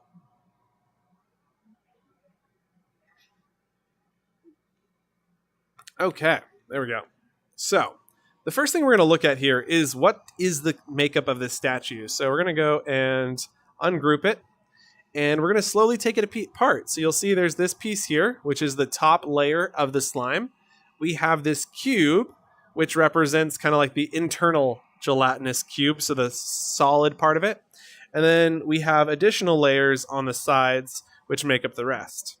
And to make one of these little opacity objects, you take a text object, you type in mark equals pound, and then this is the color code. So there's 30 red, there's 100% green, 0 blue, and the alpha is set to 50. Now these are in hex code, so it's a little different. We've also set the font size to 1024 to get it to be as accurate as possible. And so to quickly recreate that, we head to our Gizmos tab, pull out a text object, and then open up the properties panel. You then type in mark equals pound, and then it was 30 FF0050, which is a lime green color with opacity. And then we type the tab in, which gives us a cube. Now we change autofit to be off. We change the size to 1024, and we get this ridiculous thing. But that's actually not too bad. And so this gives us a really nice snappable cube. So we can now snap this really easily. And then we really want to just make it into a cube shape. So I think the easiest way is to just duplicate this cube for now. Make sure it stays uniformly scaled. And then what we want to do is snap this to each of these sides. So we're going to snap scale there, and there, and there. And then I don't like that it's flickering, so trying really hard not to show it. So I guess maybe if I turn visibility off on this, that seems okay. Okay, so then we're going to lock this in place, but we can use it to create duplicate and then array tool. So this button over here allows you to duplicate with the same rotation and position movement. And then we can select this one and duplicate and rotate. And that is pretty close to being perfect for our slime. And now in the inside of this, we want to unlock, open up the properties panel, and then attributes, scale this down just a little bit, down to like 3. And then we'll go and make it visible again. We get that shape. We can then select the 2, and like that, we've got our gelatinous cube. Pretty neat. So hopefully that shows you how to make one of these for yourself. Now what I'd like to show you how we can do is make it do one of those little classic slime movements. Am I right? Like, those are cool. So what we can do then is open up the properties panel, and assuming that this hasn't been scaled, we'll see the scale is 0.08. That's interesting. So I'm going to ungroup this, then reselect it all, and then group it. And now because I've just grouped it at this scale, it should say that its scale is 111. This isn't super important, but it does make it easier when we're scripting. And so now what we can do is go into our script, and we're going to create a sine wave scale. I think just to like test this out. So we're going to call this slime. And when world is started, we need to create an event loop. So we'll send event, no delay. This is fine. And we're not going to name this just yet. We're just going to do some experimentation here. And what we want to experiment with is taking the scale of 1 and scaling it between 0.5 and 1. So those are the values on the y-axis. So we're going to click scale to, and we're scaling self to a new vector from XYZ, where we know that the X and the Z are 1.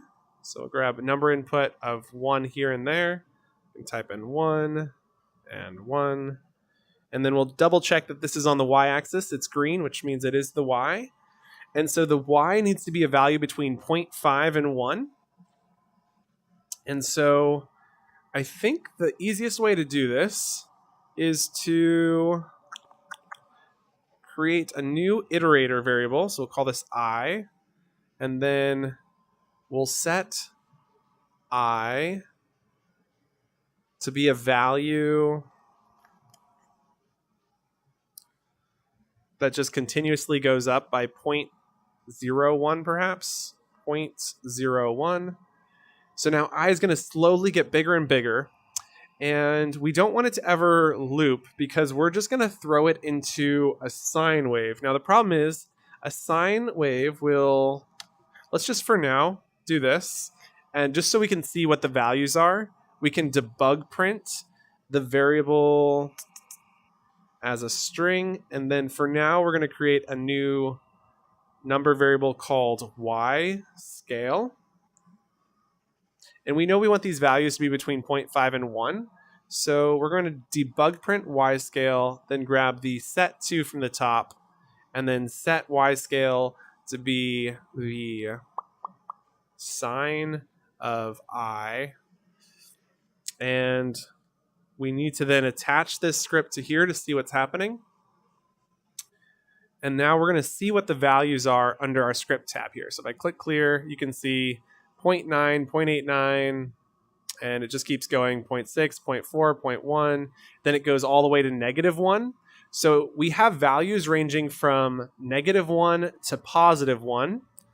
And so knowing that we have values ranging from -1 to +1, we just need to make that change, right? So if we add 1 to this, so we still want to debug print this, but what we're going to do is add an additional value after this. So we are going to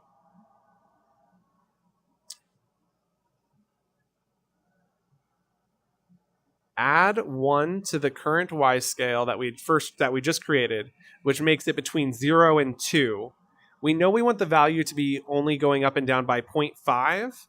So if we multiply it by 0.25, that will change the scale that it's shifting at. And then the last thing we want to do is add another 0.5 to it. So that way the value is between 0.5 and 1. And then we should be able to just drop that in here. And then I'm not going to debug print because I'm pretty confident in the math. And so now if we hit play, we should see the slime is squinching. It's crunching down. It is somewhat working. It's not fast enough, but it is on the right track. So we'll continue working on that. Why isn't there a glass asset?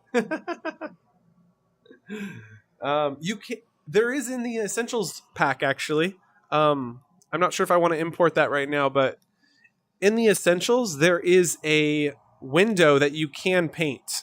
And the thing about opacity is it's very complex. So at some point, I'm sure we'll get it. But if you think about it, like the inside of this stuff isn't being rendered. So like it just doesn't look like what you think it would look like if they made it transparent.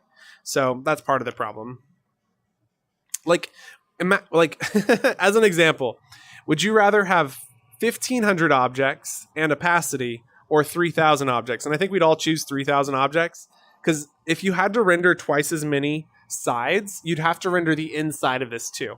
Anyway, I'm sure they're working on opacity, but it's probably a ways out. And for now, we've got this really cool text opacity, which works really well. So at least we have something. Okay. So with this going up and down, let's take it a step further because we know the position should always stay at the bottom. So right now the position is kind of going up and down. So what we need to do is save an origin position. Click vector, origin position, and then on world start we'll save this. So save origin position as position of object self. And then we know that as this value y scale goes down, it's going to range between, I think we just need to do the movement before we add 0.5. So that way we know that the scale, so move self to,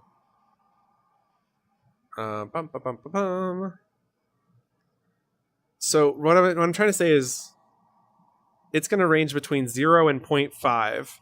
And when it's at 0, we need to be down by 0.5.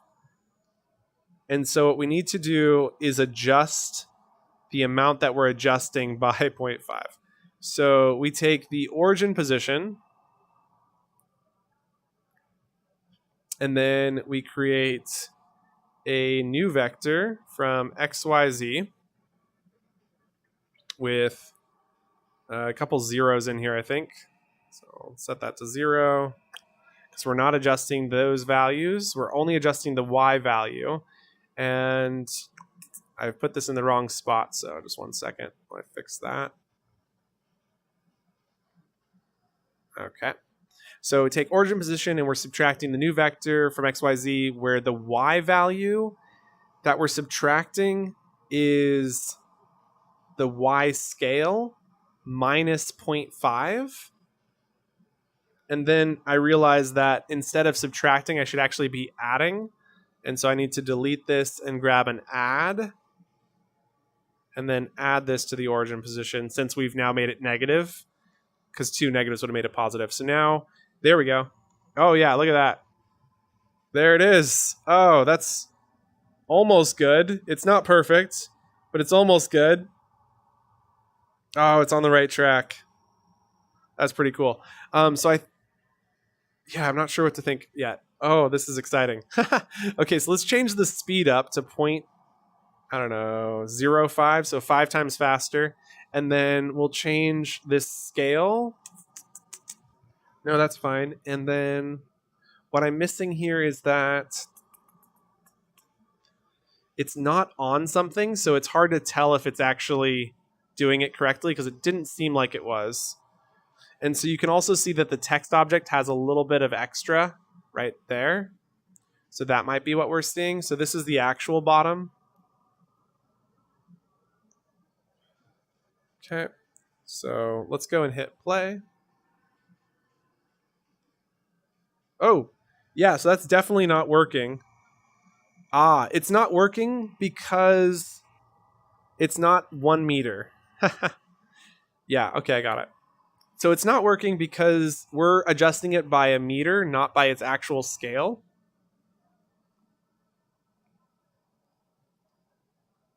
Like, this is the right amount to move down by, but we need to multiply it by the height. Right? Right? Dun, dun, dun, dun, dun.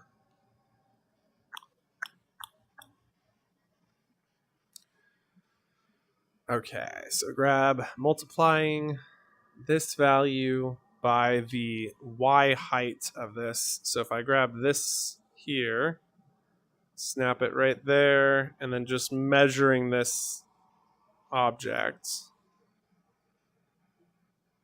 We want to know what is the y value of this, which is 0.9. So it's not exactly. So I don't think this is exactly right. I'm just kind of like throwing it together real quick. Okay, so if we know this value is going to range between half and full, taking a negative, multiplying it by that, will then make it half of that. I feel like we're on the right track, but I don't think it's right still. And I'm not sure. Definitely feels like it's closer to being right, but it's still not right. My guess is this should be 0.45. And that is the reason. Okay, there it is. So it just needed to be half the height. There it is. Look at that. We just need to add some eyes to it, and we've got ourselves a bouncing slime. Or a really cool platform to stand on. Both are very, very cool. Oh, that's awesome. Okay. Okay, so I guess there is another way to paint if you're really not wanting to do... Well, I don't really want to show this method, but it's just because it's so bad. But if you don't want to learn hex code, which is really easy to learn, by the way, because the first two values... Oh, I'm not going to get into it. Well, give me a minute. Okay, so the first thing you want to do is you could just do this. If you did alpha equals £50 and then type in a minus symbol, you get this guy. And the reason we don't like this one is because the edges are frayed. It's awful. But you can paint it whatever color it is. So you could paint it orange. You could paint it red. And yeah, I mean, that's pretty cool, right? The problem is, look at this giant bounding box. You can't snap this together or use it in any sort of really good way. Which is why I really encourage learning the hex code because hex code is really quite simple. So if you take mark equals pound, the first two values are red, and the values range between 0 and 16. And where it's 0, 1, 2, 3, 4, 5, 6, 7, 8, 9, and then it goes A, B, C, D, E, F, where F is like the equivalent to our 10. So it's just a different counting system. And so if you think 0, 0 is the smallest, F, F is the highest. So 0, F would be, then you go, excuse me, F0, F1, F2, F3, F4, F5, F6, F7, F8, F9, FA, FB, FC, FD, FE, and FF is how you get to 100%. Anyway, so it's just slightly different. So anyway, if we wanted to talk about the red value, we'd say let's add like A0, or just to make it seem easier to read, AA. For our red value, we'll add some green. No, I want it to be more purplish. So we'll go with like a 20 in the green, so it's brighter, but not super bright. And then for our blue, we want it to be more blue than red. So we'll go with a CC. And then for our opacity, we'll go with a lightly higher than the slime. So we'll go with 80. And then close that off. And then type a tab. And now we've got ourselves kind of a magenta opacity window. So anyway, that's how these values work. It's pretty easy to use. And if you use the Essentials bundle, there is one that does what you want it to do. So if we go to search Vidyuu and we go to any of these Vidyuu asset packs, I didn't really want to import them because they're so high capacity. They're going to definitely break my world, but we'll just click info, 3-dot icon, and import world. And you're going to see this gets imported down below. I'm going to go ahead and stop the world for a second.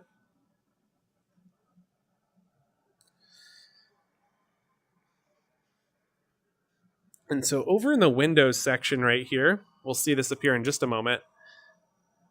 We have quite a few different window options for you to choose from, but one of my favorites allows you to paint it, which is called the paintable window right here. Paintable mark window. It's notable because when it's not painted, it's cycles through the hues. So you'll see it's currently cycling through, or actually I have to hit play world. We'll wait for this to continue loading. Oh, this place is so laggy. Apologies. Okay, here it is. Okay, so then if I hit play, you'll see that this is going to cycle through the hues. So you can see it's kind of changing there. But if I grab a color like red and I paint it, you'll see it's now painted red. I can also select any other color. So like this kind of tan yellow. We can go with this kind of brownish red. And then we could go maybe more of a dark brown. There you go. And if we wanted to go blue, there's blue, and so on. And so all this script is doing is it's calculating the math for you. So all that math I just did manually in my head earlier, it does that for you on this script. So painted mark window, it's pretty cool. And I don't know if there's anything else to say about it, but definitely love that. So we're going to go ahead and stop the world and delete some of this stuff so we can actually use this world. I think this maze we can probably get rid of. And yeah, whatever. We'll just delete a bunch of this. And delete. Apologies for the lag there. Okay, hopefully that helps.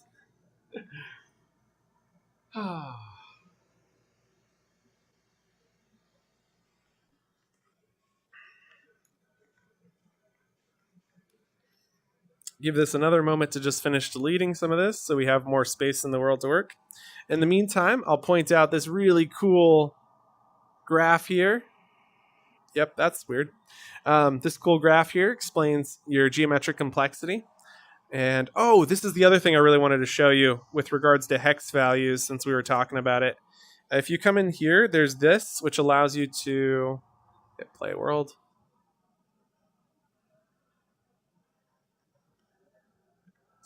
Sorry, the world's still deleting stuff, I think. Yeah,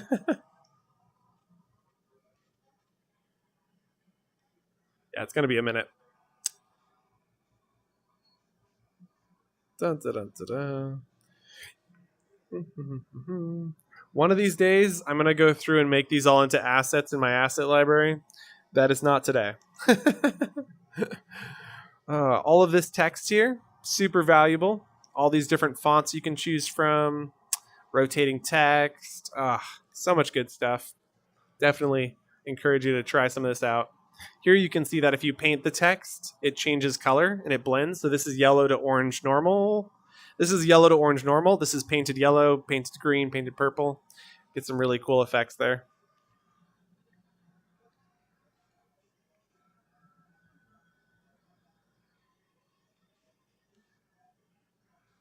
The world is still deleting.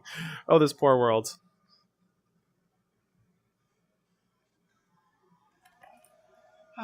Well, if you have any questions, please let me know.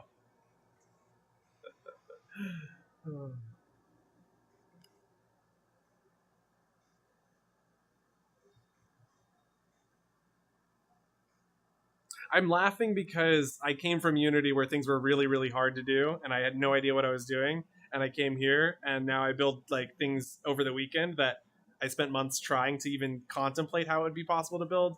So I just find Horizon is the easiest place to create, and that's why I love it so much. So I don't know. I'd just say stick with it. Things are literally, we've had in the last 6 months 2 times the features added that were added last year alone. So things are growing really, really fast. I just say be patient and stay tuned because things are really taking off. It's pretty exciting. Okay, the world has resumed. Our slime is trying really hard to slime. Um, and we should talk about that a little bit, I think, because I'm sure that's an important thing. But what I really wanted to show here was this right here. This guy is fantastic. So you can go to this in the published version of the world, or if you have your own copy. And what this does is it allows you to create whatever color you want. So you just slide this around, create the color that you want. You can apply opacity, however opaque you want it to be. So you can really fine tune what is the color you want. And when you're done, it tells you the hex code right here. And so there's 2 things you can do with this window. Number one, you can just leave it in your worlds and people can make their own windows, and maybe they want a giant white window that no one can see through. You can slightly see through it. You can completely see through it. Whatever you want to do, it's all possible. Or if you just want to use this to figure out what is the color code that you want to use for your window, this tells you the color code. So super useful device here. And yeah, hope that helps too. Okay.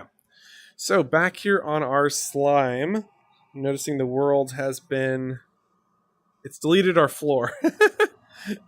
We've lost our floor. So I'm going to go to our gizmos tab, pull out the environment gizmo, which brings back our floor. Okay. So then our slime needs kind of like a little bit of random, right? Like, it feels too uniform. It's cool, but it's just too uniform. So we've used a sine wave. Now, if we...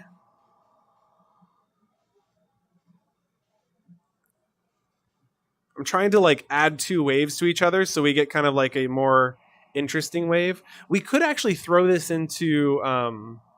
what might actually be the better method is to throw this into... So I'm going to grab my brain is thinking, and I'm like, what if we use the word slipped my brain, Perlin noise. What if we use Perlin noise and throw this in here? What are we debug printing now? Yeah, this value ranges from, is it 0 to 1? I think this ranges from 0 to 1. I don't see it going below 0.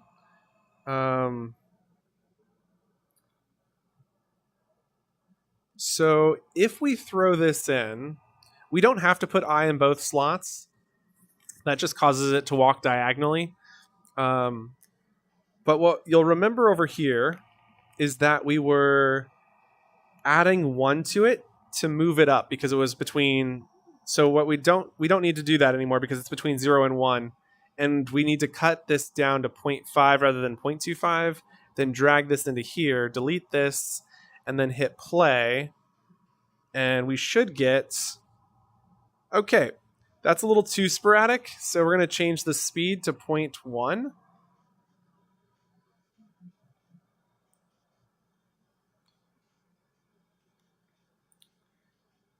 That's not bad. So now we've got kind of like a slime that's a lot more random because we're using Perlin noise rather than a sine wave.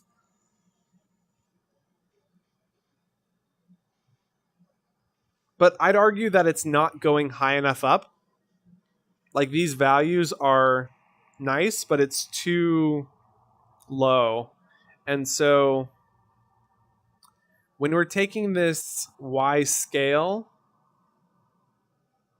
cutting it in half, then we add this value here, and then right here we're adding 0.5. Let's actually add 0.7, so it's just slightly larger and thicker. So it doesn't look like he's always so compressed. It's just kind of like maybe sometimes he's stretching taller. Nice. That's better. Now, there's only one other problem with this guy, which is that he always does the exact same pattern. Because we're using an iterator that starts at 0, the pattern, because of Perlin noise, is always the same. And so we're going to stop this. I'm also noticing that he's kind of blending into the floor a little bit. So there's a little bit of something different happening there. Probably because I'm adding 0.7. I'd think. Oh, we're subtracting, but it never does. It doesn't actually go that low. It only goes 0.25. That's why. So this should actually be minus 0.25. Okay. And then what else? What else? The other thing that is problematic. Let's go a little bit higher than 0.1. Let's go 0.2. And I forgot what I was thinking, but that's okay. Hit play. Nice. Oh, right. So it doesn't start at a random value. So what we need to do is on world start, set iterator to be a random value. And we can do that by going to random number with decimals. And then we're going to drop in a number between 0 and like 1,000.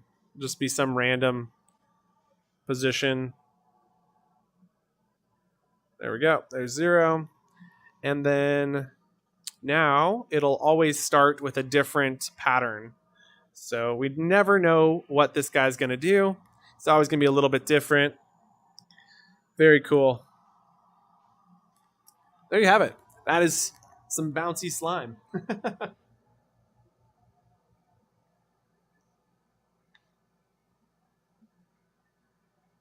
Oh, yeah, we could do that. Let's go that step.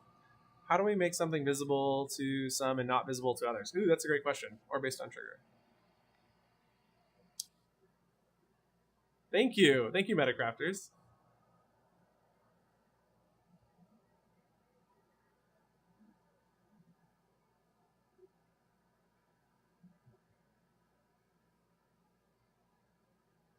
Yes, we use Perlin noise.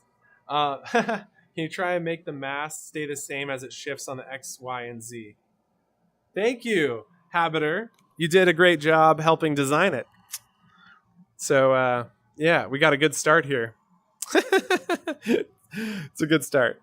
So the question is, can we make it? So right now, you'll see we send this event when the world has started. What we could do is say when trigger is entered by player, and then we need to connect to a trigger. So we'll say object my trigger. Click confirm, and then there's a button at the bottom here which allows us to get events from the trigger. So we listen to events on the trigger, and then when the trigger is entered, we'll set it to a random value and send my event. We don't need to do that, but there. And then what we need to do is make sure my event stops happening after a certain period of time. And so we'll say, instead of adding, we're subtracting. And so then this determines how long does it last as well. And so then we say if Oh, actually, we can still go the other way. No, I got this. Okay. If I is less than 10, or how about 11? If I is less than 11, then continue looping. Okay, so that causes it to stop. And then all we need to do is grab a trigger, gizmos, trigger, and place that right there. Just really throwing it together real quick. And then drag this trigger to there. And now, when we hit play world, which is already playing, if I walk up and slap the top, there you go. And it shouldn't last too long. There it goes, so it stopped. And we could do that again.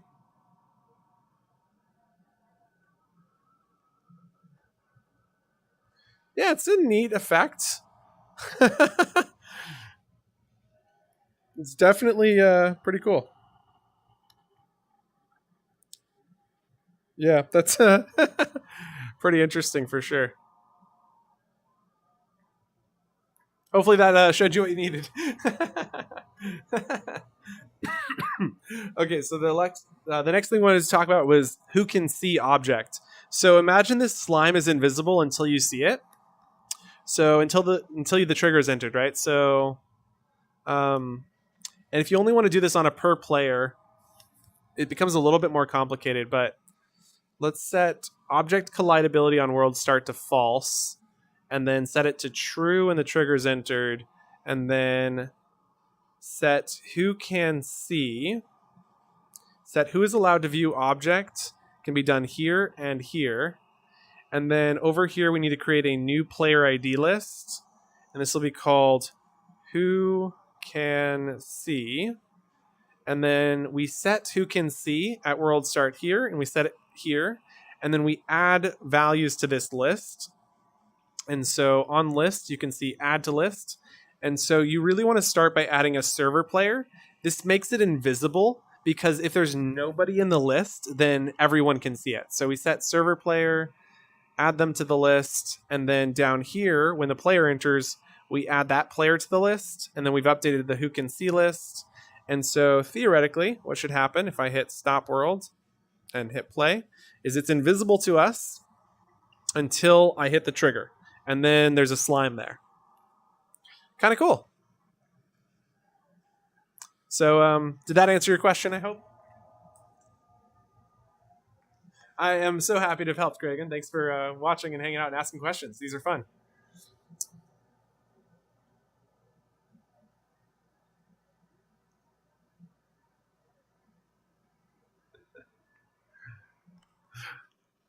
Oh, okay, very cool. So with that, we have talked about the slime, and I really want to talk about now, man, I really love this slime.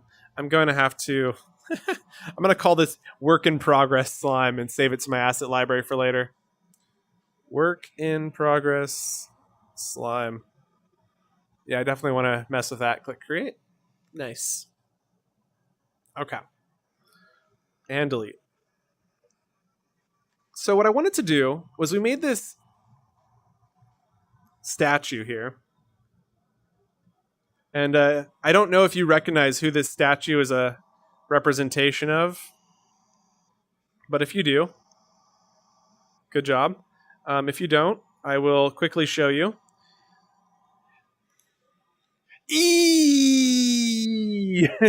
It's Oculus. It's supposed to be Oculus. It's pretty good. Or yeah. Anyway, really enjoy this. And so what we want to do is create an achievement when you get to this statue and take a selfie. Take a selfie with Musculos. And we want to basically make an achievement when you grab a photo with somebody. And it's not necessarily the photo taking, but it's just the fact that you kind of made it to the guy here. So we're going to grab a trigger gizmo. And this is going to set the achievement. And so to record this, we're going to go ahead and start. I hope the audio is okay. Is the audio okay with this really big blazing fan in the background?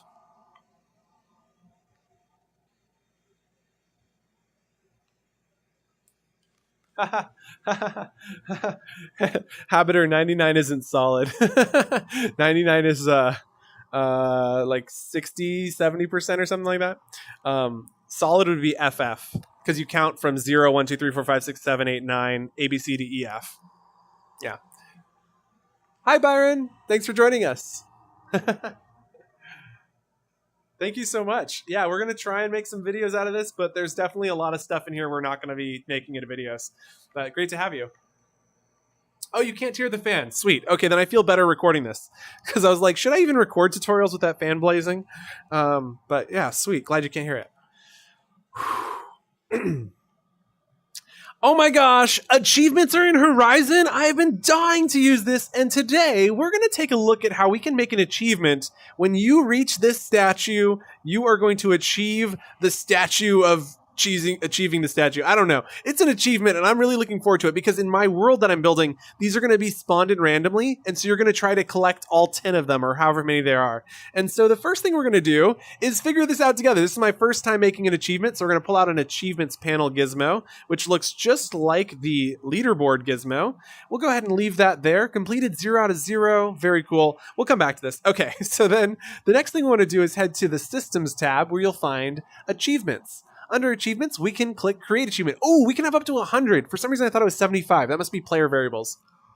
So player variables are 75, but achievements are 100. I am bonkers. That's bonkers. Okay, creating achievement. And this is going to be called, whoa, there's a script ID?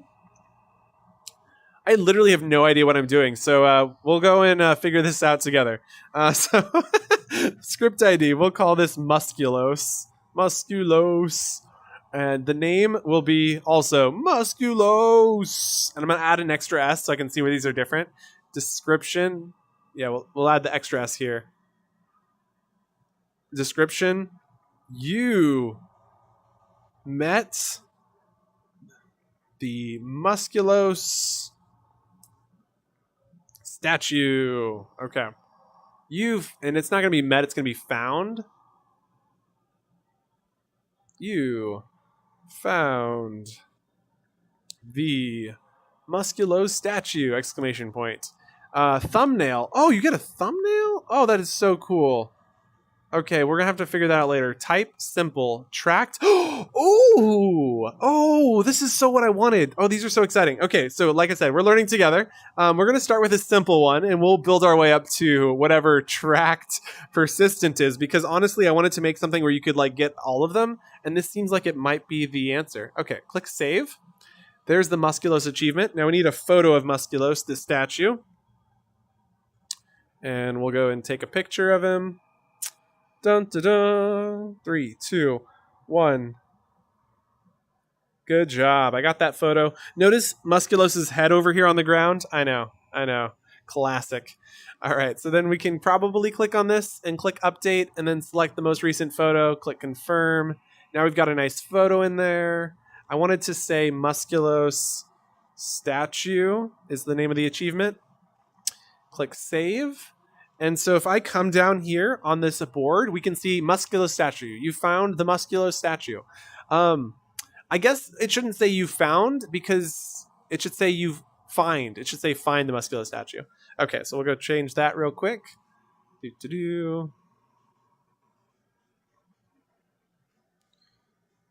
Can you find the Musculos statue? Save. Okay. Now we've got this. Can you find the Musculos statue? That looks nice. There's no more information about it.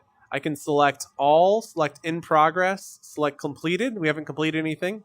Nice. Okay, this is cool.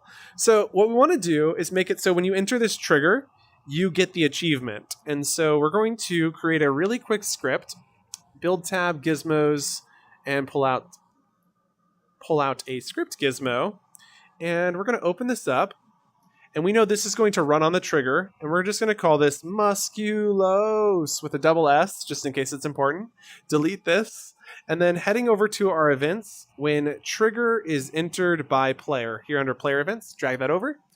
And what we want to do is set the achievement, which I believe is on the actions tab.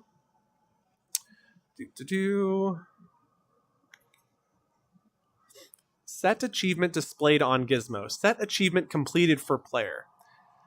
I am very curious. Set achievement displayed on Gizmo.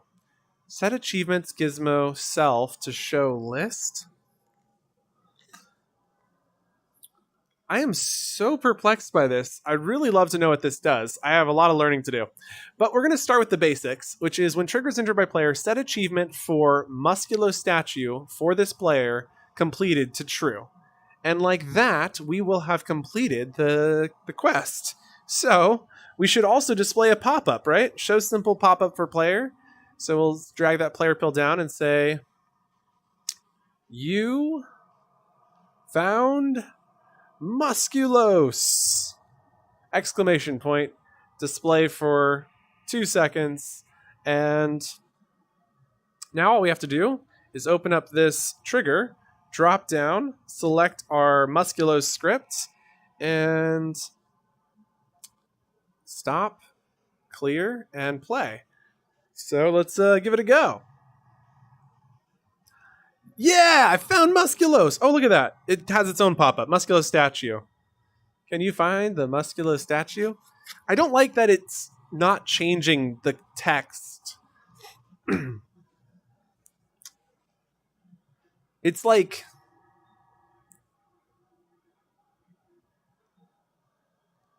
if I said collect Musculo statue, I'd want it to say collected. I love that it's gold. I love that it's got a pop-up, so I don't need to make my own pop-up. That's really cool. So deleting this. Excuse me. Wait, can you set it to false? Wait, can I just like walk up to this and unachieve it? I did. I unachieved it. What? So you could have it like per player visit. You could have it like on a single visit, you have to like achieve all the things. And then on your next visit, you have to do it again. That's interesting. That is really interesting. Very cool.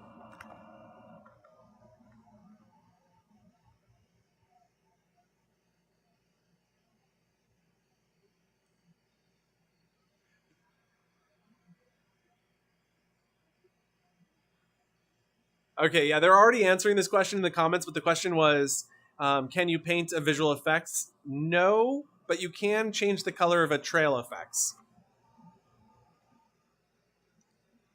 Yeah, I've been asking for them to paint the particle effects for fireworks for literally a year. So somebody make a user voice post about that. Like, seriously, we could totally use that.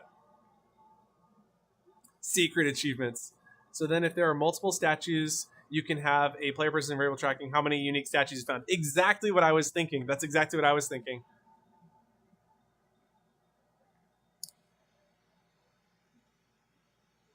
Yeah, I mean, this stuff is really exciting, to be honest. I'm really excited about achievements. I think this is the basics. I'm like a little nervous to try figuring out what to do with this other action here. Like set achievements displayed on Gizmo. So I guess you could have a list that only shows certain things, but it's like, how do you create a list of achievements? Or is it showing a list of players? So if I create a player list and call it PLIDS, I'm very confused at what this does. Oh, that does seem to be what you're supposed to show. So then we do when world is started, and then we're going to create a new object variable for the gizmo and call this gizmo. Confirm. So display that on this gizmo, display that on this gizmo, and then we need to add players to the list. So we go add to list, and we'll do that here. And here we'll add this player to the player ID list. I guess we don't need to add anybody to the list up here. It'll just be empty. And then let's see if that works. I'm very curious. So I open the properties panel of this, drag this down to here, and then number of entries per page, 5. Displayed title is achievements. Can you actually change the color? No. Okay. And Oh, I guess you can make it really short. Yeah, I'd like it to be longer rather than shorter. Okay. Drag this down a little bit. And so we're thinking that if I set this back to true, go ahead and hit stop, clear, and play. Now I walk over here. Now it's displaying me, but I think I need another player to figure this out. Really confused.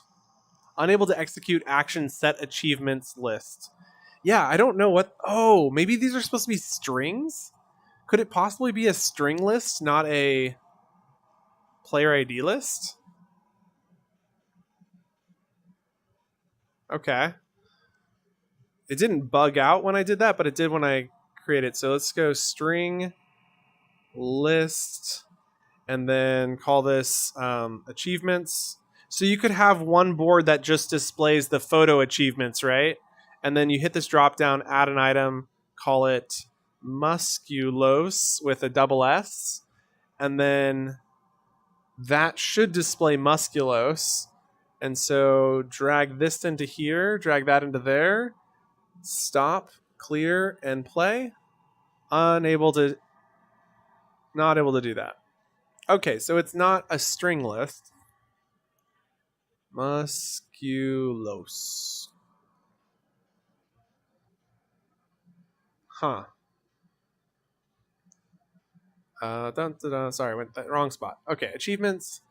Musculos statue. Script ID is musculos. I am assuming the script ID must be what it is. Maybe the ID is meant to be a number value, not a string value. Does anybody know? Has anyone tried this? Very curious.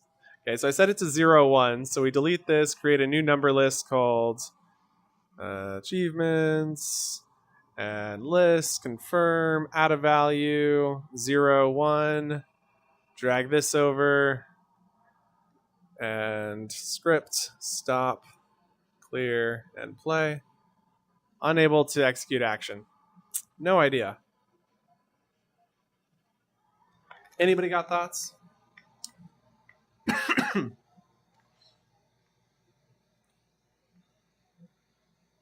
Is there an achievements block in the operators? Oh, maybe. Possibly you would want to use the script reference if that's the case. Okay, we're going to the operators tab.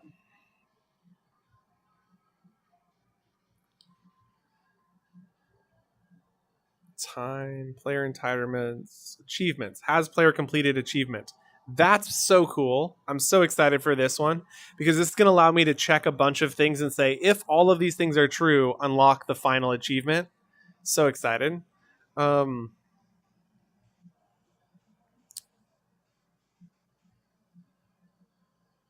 I don't see anything under operators.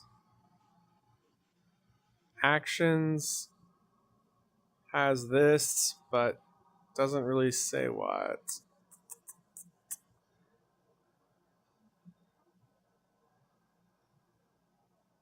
Yeah, so if anybody has any idea what that achievements does, otherwise we're just going to... Oh, when an achievement is completed.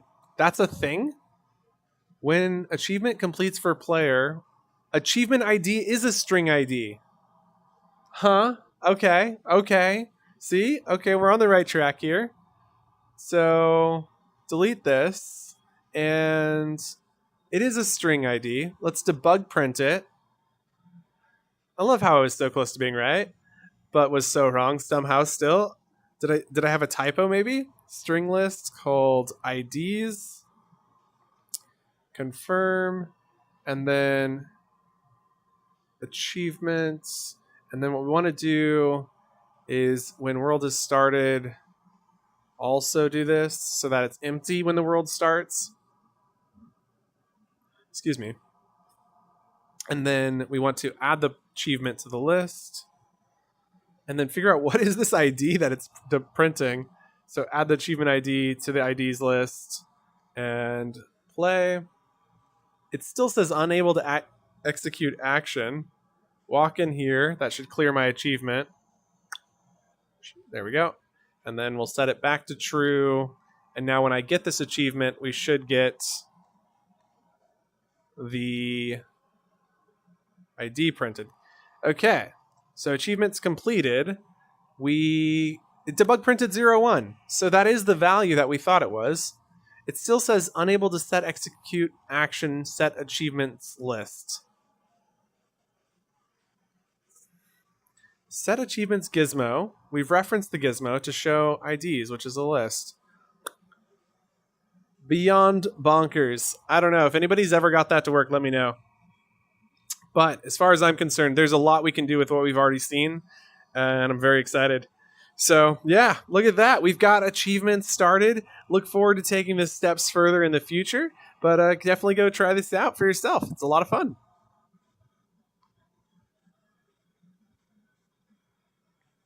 Yeah, anybody got any ideas? I'm like, no idea. It's a string list. Yep, we tried that. Still didn't work. You can have one panel of achievements show one. Totally get the idea behind it. It doesn't seem to be working, though.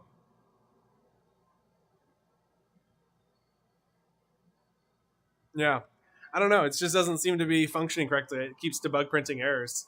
So I'm not sure if it's just not functional, if I'm missing one thing. This is something I remember going through when I started scripting all the time. So if you guys are relatively new to scripting, you're probably experiencing this like every day and you're like, what am I doing wrong? But yeah, I'm feeling that right now. And I haven't felt it in a long time. I'm just like, what? Oh, yeah. No idea. There's the script ID, the string. Like, does it need multiple? Does the type need to be tracked persistent? Use set achievement completion script block to manually set simple achievements. Tracked persistent. A persistent player variable is required to automatically unlock tracked persistent achievements. Ooh, this is cool. So the tracked persistent variable, we create a persistent variable, and then the completion threshold. Okay, cool. That makes sense. I get it. So like if you were counting how many times has somebody killed like an enemy, and then when they get to 100, they get an achievement. That's cool. It's really basic. Like, I would much rather it be like you've killed some boss or something, you know? Like, I think that'd be cool. But yeah, this is cool. So tracked persistent will automatically achieve when the persistent variable. Nice. That is cool. There's a lot of cool stuff in here.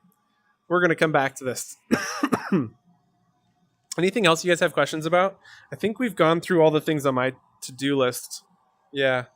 So I'm happy to answer any more questions you have. Or we can just call it. How long have we been going? 2.5 hours? Ooh.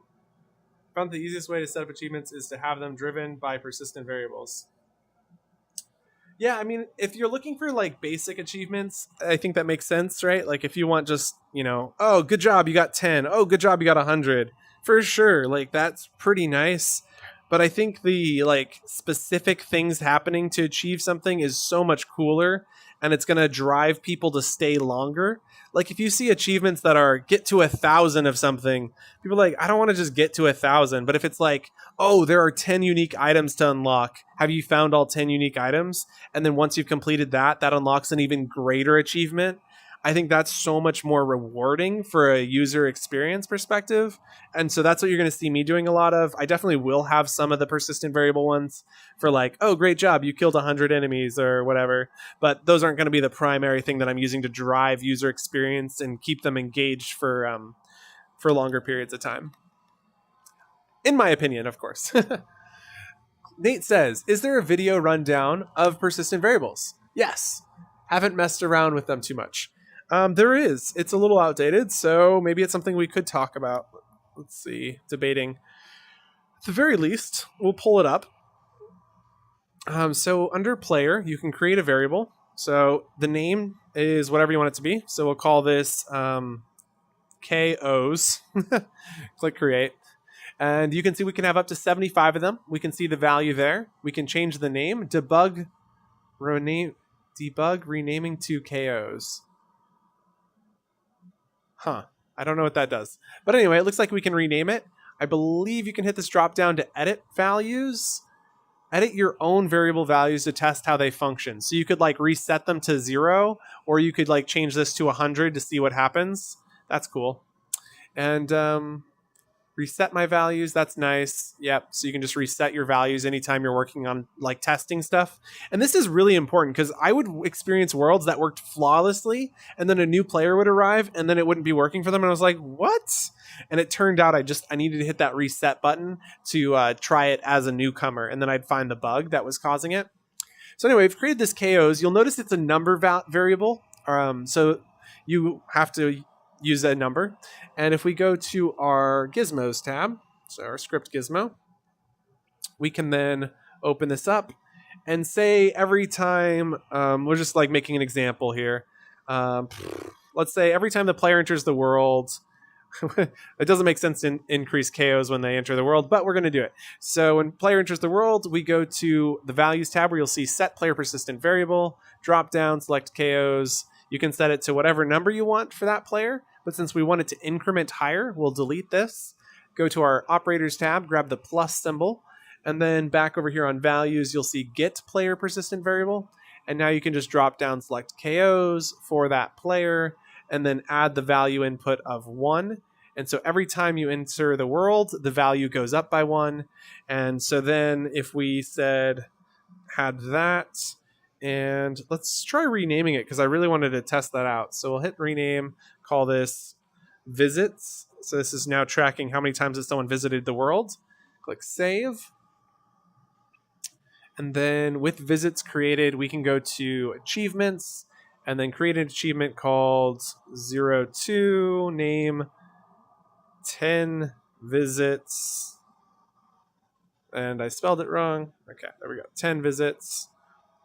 And we're not going to give it a description or a thumbnail, but we will track it with a persistent variable.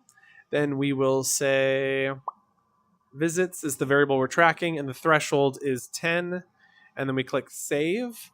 And now, if I create a leaderboard, again, we'll pull one of those out.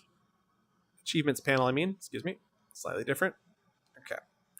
So now if we have this achievements panel out, and we're going to just join and leave 10 times. So that's 1, 2, 3, 4. Please close your eyes if you're sensitive. Apologies. Oh no. We're almost there, I think. Is that 10? No. Is that 10? No. Is that 10? Wait, the world wasn't started. And I didn't attach the script to anything. Oops. Okay, so then we need to attach the visits script, or we called it KOs. So attach that script there. Okay, try that again. Sorry. 1, 2, 3, 4, 5, 6. This is like literally giving me a headache, so definitely close your eyes if this is hurting. And achievement unlocked. One more? No? One more? I'm like half expecting it any of these times. Okay, I must have messed something up. This isn't surprising. I make mistakes all the time. Let's see what I did wrong. Okay, so this is the KOs script, and it says when world is entered by player, set KOs to get player variable KOs plus 1. But since the name has changed, it doesn't fix it in the script apparently. That is brutal. You have to manually change that when you change the name. I had no idea. Okay, now we know. Now we know. So, sorry once again. I could literally just manually type this, but I think this is easier. 5, 6, 7, 8, 9. Oh, wait, you can see the progress. What? Okay, that is actually really cool. I take it back. Those look really cool now. I didn't know they were that cool. Oh, that is so cool. You could even use that to like unlock certain areas. Okay. That is pretty neat. I'm not going to lie. But you could also use that to determine like how many statues have you found, right? And so you increment the player variable based on how many booleans are true. Oh, that is so cool. Oh, okay. I like this. I like that a lot. Well, I'm looking forward to playing with these some more. I really am. I cannot believe we now have achievements in Horizon. That is so cool. I love how you're like, it still says 0 of 10. Thank you. Thank you. I didn't notice. I really didn't, though. Oh, man. Dun, dun, dun, dun. Need to exit the world and come back after 5 minutes for filtering to work properly. Dude, make a sim like this sim is probably less complex, but I've seen it done. Essentially, definitely need it. It's not tracking. Would update it. It's working now. Awesome. Okay. Whew. Yeah, I'm sure you could track health. There's tons of things you could do, right? Like absolutely enormous things that you could do. It's pretty neat. It is pretty neat. Is there anything else you guys would like me to show you before we call it here? I'm thinking I might try playing around with something while I wait for your messages to come through. So please send some messages. I'm going to pull out that. Oh, I already deleted it. Never mind. We're going to recreate it. Okay. Y'all send messages.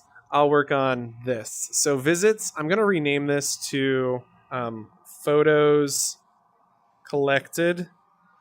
Okay, so why am I calling it photos collected when obviously you can't collect photos? It's more like statues. Statues collected, save. Okay, there we go. So we've named it statues collected, leaderboard, achievements. So 10 visits. We're going to delete this, delete both of these. Okay, create a new achievement called 00. Collect them all. So we get collect them all with a description. Got them. Such a bad description. And we'll do tracked persistent, doing the same thing, statues collected. We'll say that 5 is the threshold just to make it easier. In fact, let's just go to 3. Really simple. Click save. Okay. And then we'll create a new achievement called 01. And we'll call this statue 1. Okay. And no description, just click save. And 02, statue 2, save. And last one, 03, statue 3. Okay, so now we have 3 statues. We want to track them all. And I'm going to quickly check and see if you got any questions before I get too deep into this. What about a health track? Can you rephrase your question, Omni? I'm not fully sure I follow what you're saying. Okay, let's see. What do we got down here? Is there any statues down here? Probably not, but these can pretend to be statues. You are our fill-in statues, Clouds. And because we need another one, this guy will get remade into another guy. Dude. Nice. Okay. And then what we need to do... Oh, we only need 3. That's right. Never mind. We don't need you. Unrecruited. Yeah, you're gone too. I'm sorry, dude. It's not your day. But you can stay. And then what we need is a trigger. Maybe? Come on. There we go. And then we need a script. Maybe. I cannot. Why is this not working? Come on. There we go. Okay. We're going to need an achievements panel. Oh, it says I already collected them all. That's not great. Let's see. If I just reset my player variable, does it delete that? So if I go and hit reset my values, click confirm. Did that work? It doesn't appear to reset the achievement, even though I reset the value. So is there a way to reset this? Like, set this to 30? Save. Nope. There's... Gonna have to delete it. Delete it. Okay. Creating new achievement. 00. Collect them all. Okay. And track persistent, track statues collected, looking for a number of 3, click save. There we go. Okay. So what we wanted to do was create a script that worked with these values. So when trigger is entered by player, we're going to update this. And we also want to update their player persistent variable and their achievement. So show set achievement complete for player. So a set achievement. And unfortunately, there's no way to just like do this in any easy way where you can have multiple of these on with a single script. So what I'm going to do is create a new number called my value. Click confirm. This will start as, actually it needs to be a string, excuse me. So create a string input called my value. And it'll start as 0, 1, and then we can change it to 0, 2 or 0, 3. And then what we'll say here is if my value equals string input 0, 1, we know that it's the first one. So 0, 1, and then we'll do an else if equals 0, 2, and then else if 0, 3. Okay. And then we know that we can mark which one of these statues. So statue 1, 2, or 3. And then at the very end, we want to set the statues collected for the player to be these achievements if they're true. Now, I believe debug printing... Let me make sure you can do this. Variable as number. 99% sure this works. So we're going to call this script collect, and then attach the script to here. Okay, there we go.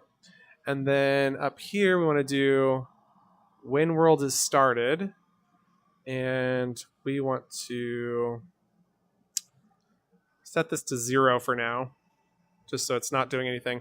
And then what I want to do is debug print the variable as string, variable as number, and then throw in a Boolean input. And I'm pretty sure this is going to debug print 0 when it's false. There we go. And then if I set it to true, it should be 1. So all we have to do is add these together. So down here, when we are doing this, what we want to do is just concatenate, which just means to add. We're going to add the variables as a number 3 times. And the variable that we're adding is from down here where we says has completed achievement. So we say has the player completed the statue 3 achievement? What about the statue 2 achievement? What about the statue 1 achievement? And then we add those values together. So once they've achieved all 3, they will have achieved the final statue. And so this is running all off of one script, which is pretty cool. And then what we need to do is duplicate this. And then if you didn't catch that, I used my array tool, which is pretty cool. Just made that a little faster. So this is going to be 0, 1. This one will be 0, 2. So I just need to type in 0, 2. And this one will be 0, 3. And then there we go. We're going to slide that in there nicely. Slide that there. Slide that there. And then stop world, clear, and play. Let's see if it works. I'm really excited for this. Okay, so there we go. Number 1, statue 1, check. Statue 2, check. Statue 3, ta-da! And then we've completed them all. Collect them all is now achieved. Fantastic. That was awesome. That was so cool. That was so cool. What'd y'all think of that?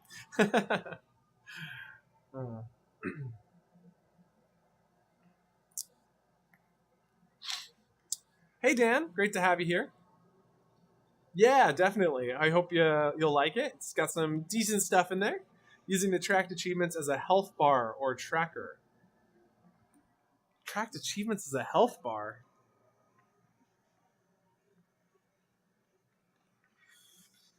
I don't like that because it just is so slow. The pop-ups are really delayed.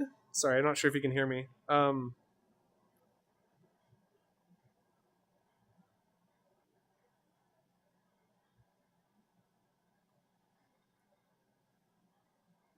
mean, it's like you wouldn't use a leaderboard to track player health.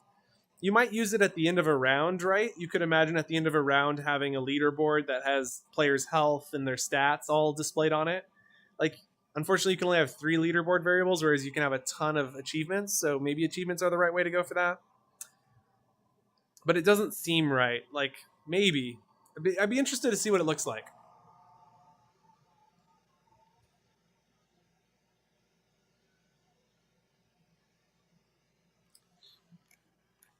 Yeah, I don't think you see progress on the collect them all appear until it's completed. So that's also would be part of the problem because it only shows the achievement when it's completed, not during. Okay. That was pretty neat though. Man, that was special.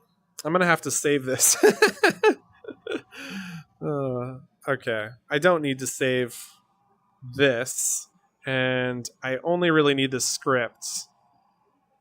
Yeah. I really only need the script. There we go. Create new asset and create collect achievements and create. I'm still spelling achievements wrong. I'm so sorry. I know I'm missing an E, but I can't help it. All right. Anything else you guys are having questions about? I just keep deleting this essentials bundle down here. Really don't need anything in here. It's a cool bundle though. Definitely encourage you to check it out. In fact, while I'm thinking about it, I have a few people to add to the list. Am I going to fall forever? Oh, nope, not forever. Good. Okay. Yeah, there's actually a few people I need to add to this list, come to think of it. Yeah, if you have any questions, please feel free to ask. This is a great time. I'd be happy to show anything you have. We're getting close to 3 hours, so I'm going to probably call it a day soon. But I've been having a great time and really appreciate y'all hanging out and having fun. And feel free to go back and watch the live stream too after this is done. But feel free to ask questions still because I'm still here. So, all right. I've got a list of a few users on here, and then I wanted to see if anybody else had posted a selfie. Let's see. It doesn't look like it, but maybe.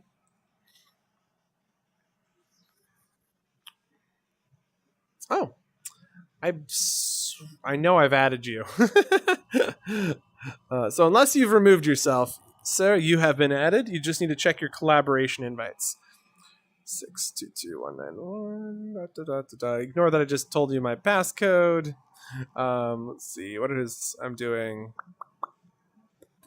Go here. It's okay. I'm going to add this guy again just in case he deleted himself. This literally happens quite often where people don't realize it. Dr. Green Thumb. Oh, you've already been added. Okay. Nothing else is pending. Nothing in feedback. Anybody else posting?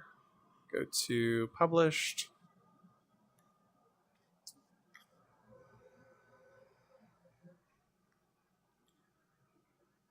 Yeah, so for anyone who hasn't been added, just feel free to comment your username right now. And otherwise, just quickly grabbing the last couple people on this list. Usually people will post selfies to the world page, which is how we get them added. So this is Boo Coo. Boocoo. There we go. Approve. I know I've added you too, so. Oh, it does say world editor. Oh, you're just saying thank you. Yes, you're very welcome. Thanks for watching, Captain. Appreciate you. All right. Pending. Anything else? Nope, we're good. Sweet. Back arrow. And manage collaborators. Search.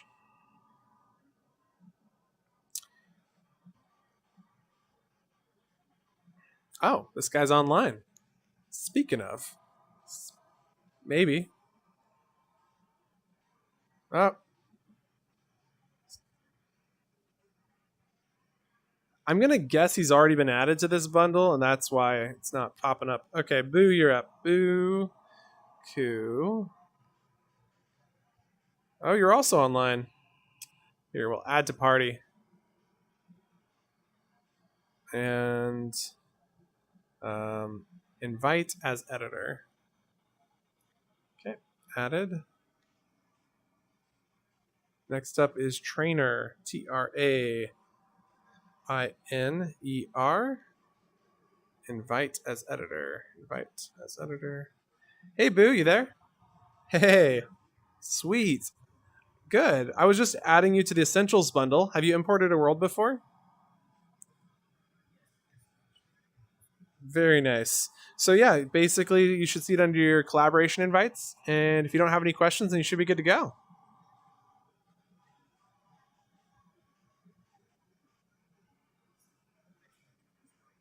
Yeah, no worries. No worries. Yep. On the create tab.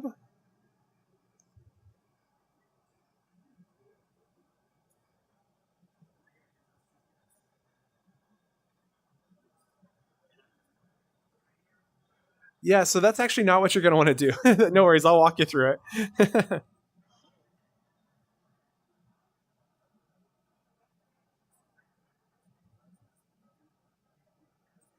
Yep. And so at the top right, do you see where it says new world? So you're going to create a new world, blank world. And you can name it whatever you'd like. You can call it my copy. We update the bundle on a regular basis. So you might want to call it like my copy June 26th.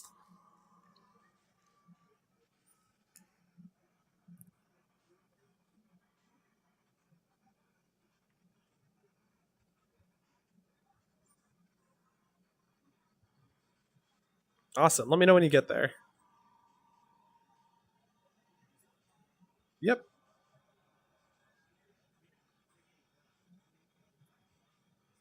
You can just go there without me. Yeah.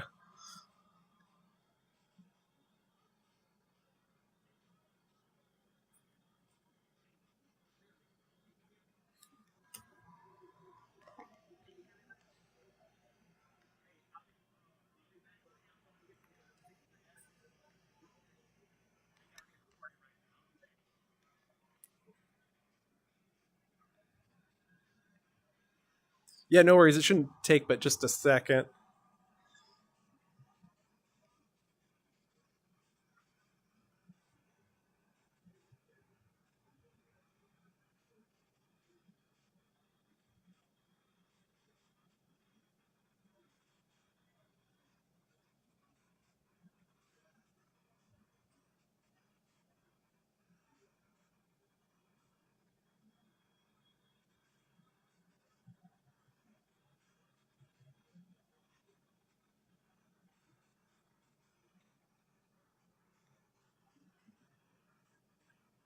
Awesome. So then what you're going to see is on the create tab, if you open up the info icon in the bottom right of that world you were added to, then there's a three dot icon in the top right. Let me know when you see that. And you'll see import worlds.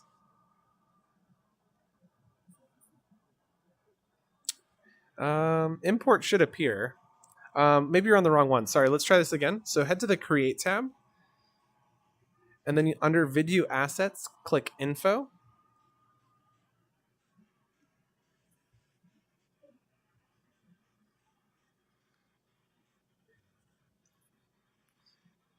And then there'll be the three dot icon, which will allow you to import it.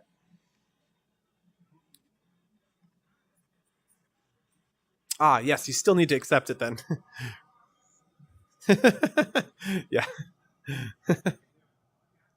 Yep. Mm-hmm. Perfect. Mm-hmm.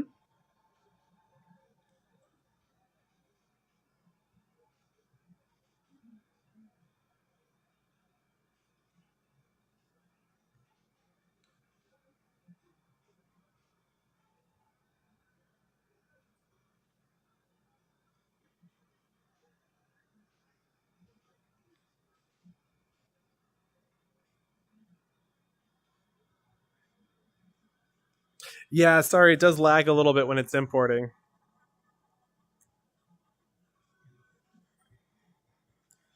Nice. And now you'll be able to grab any of those items and you make them into assets. So if you like select it, you can open the properties panel and then create an asset and take it with you wherever you go.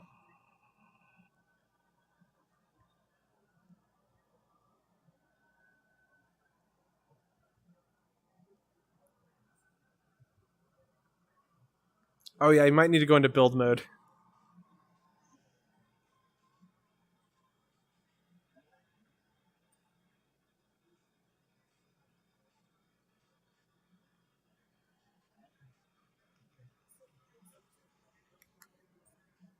So whatever item you want, like find something simple just to get started and select it, like maybe one of the plants.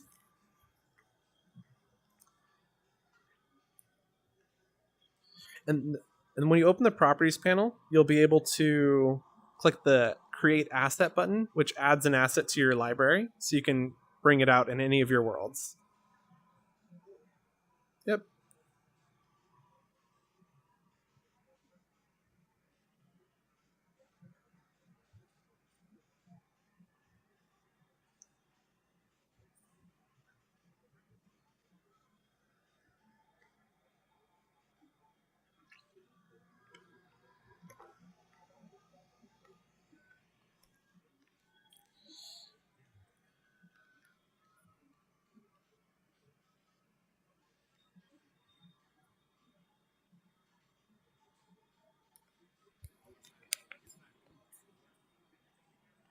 You don't need to group it, but you need to select all the items that you want to make into an asset. Yep.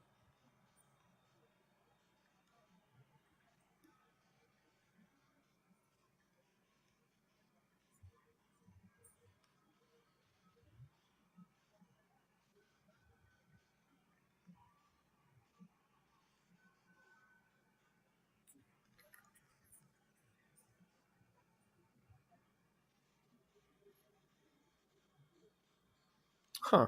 That's interesting.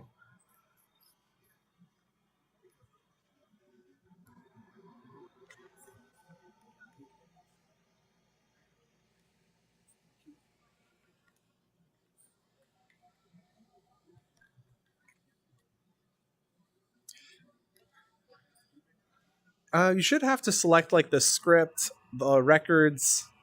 So like all the scripts there, all the records, all the pieces, the triggers, all of that. And then when you open the selection, you'll be able to turn that selection into an asset. I'm not sure why it's telling you to group it.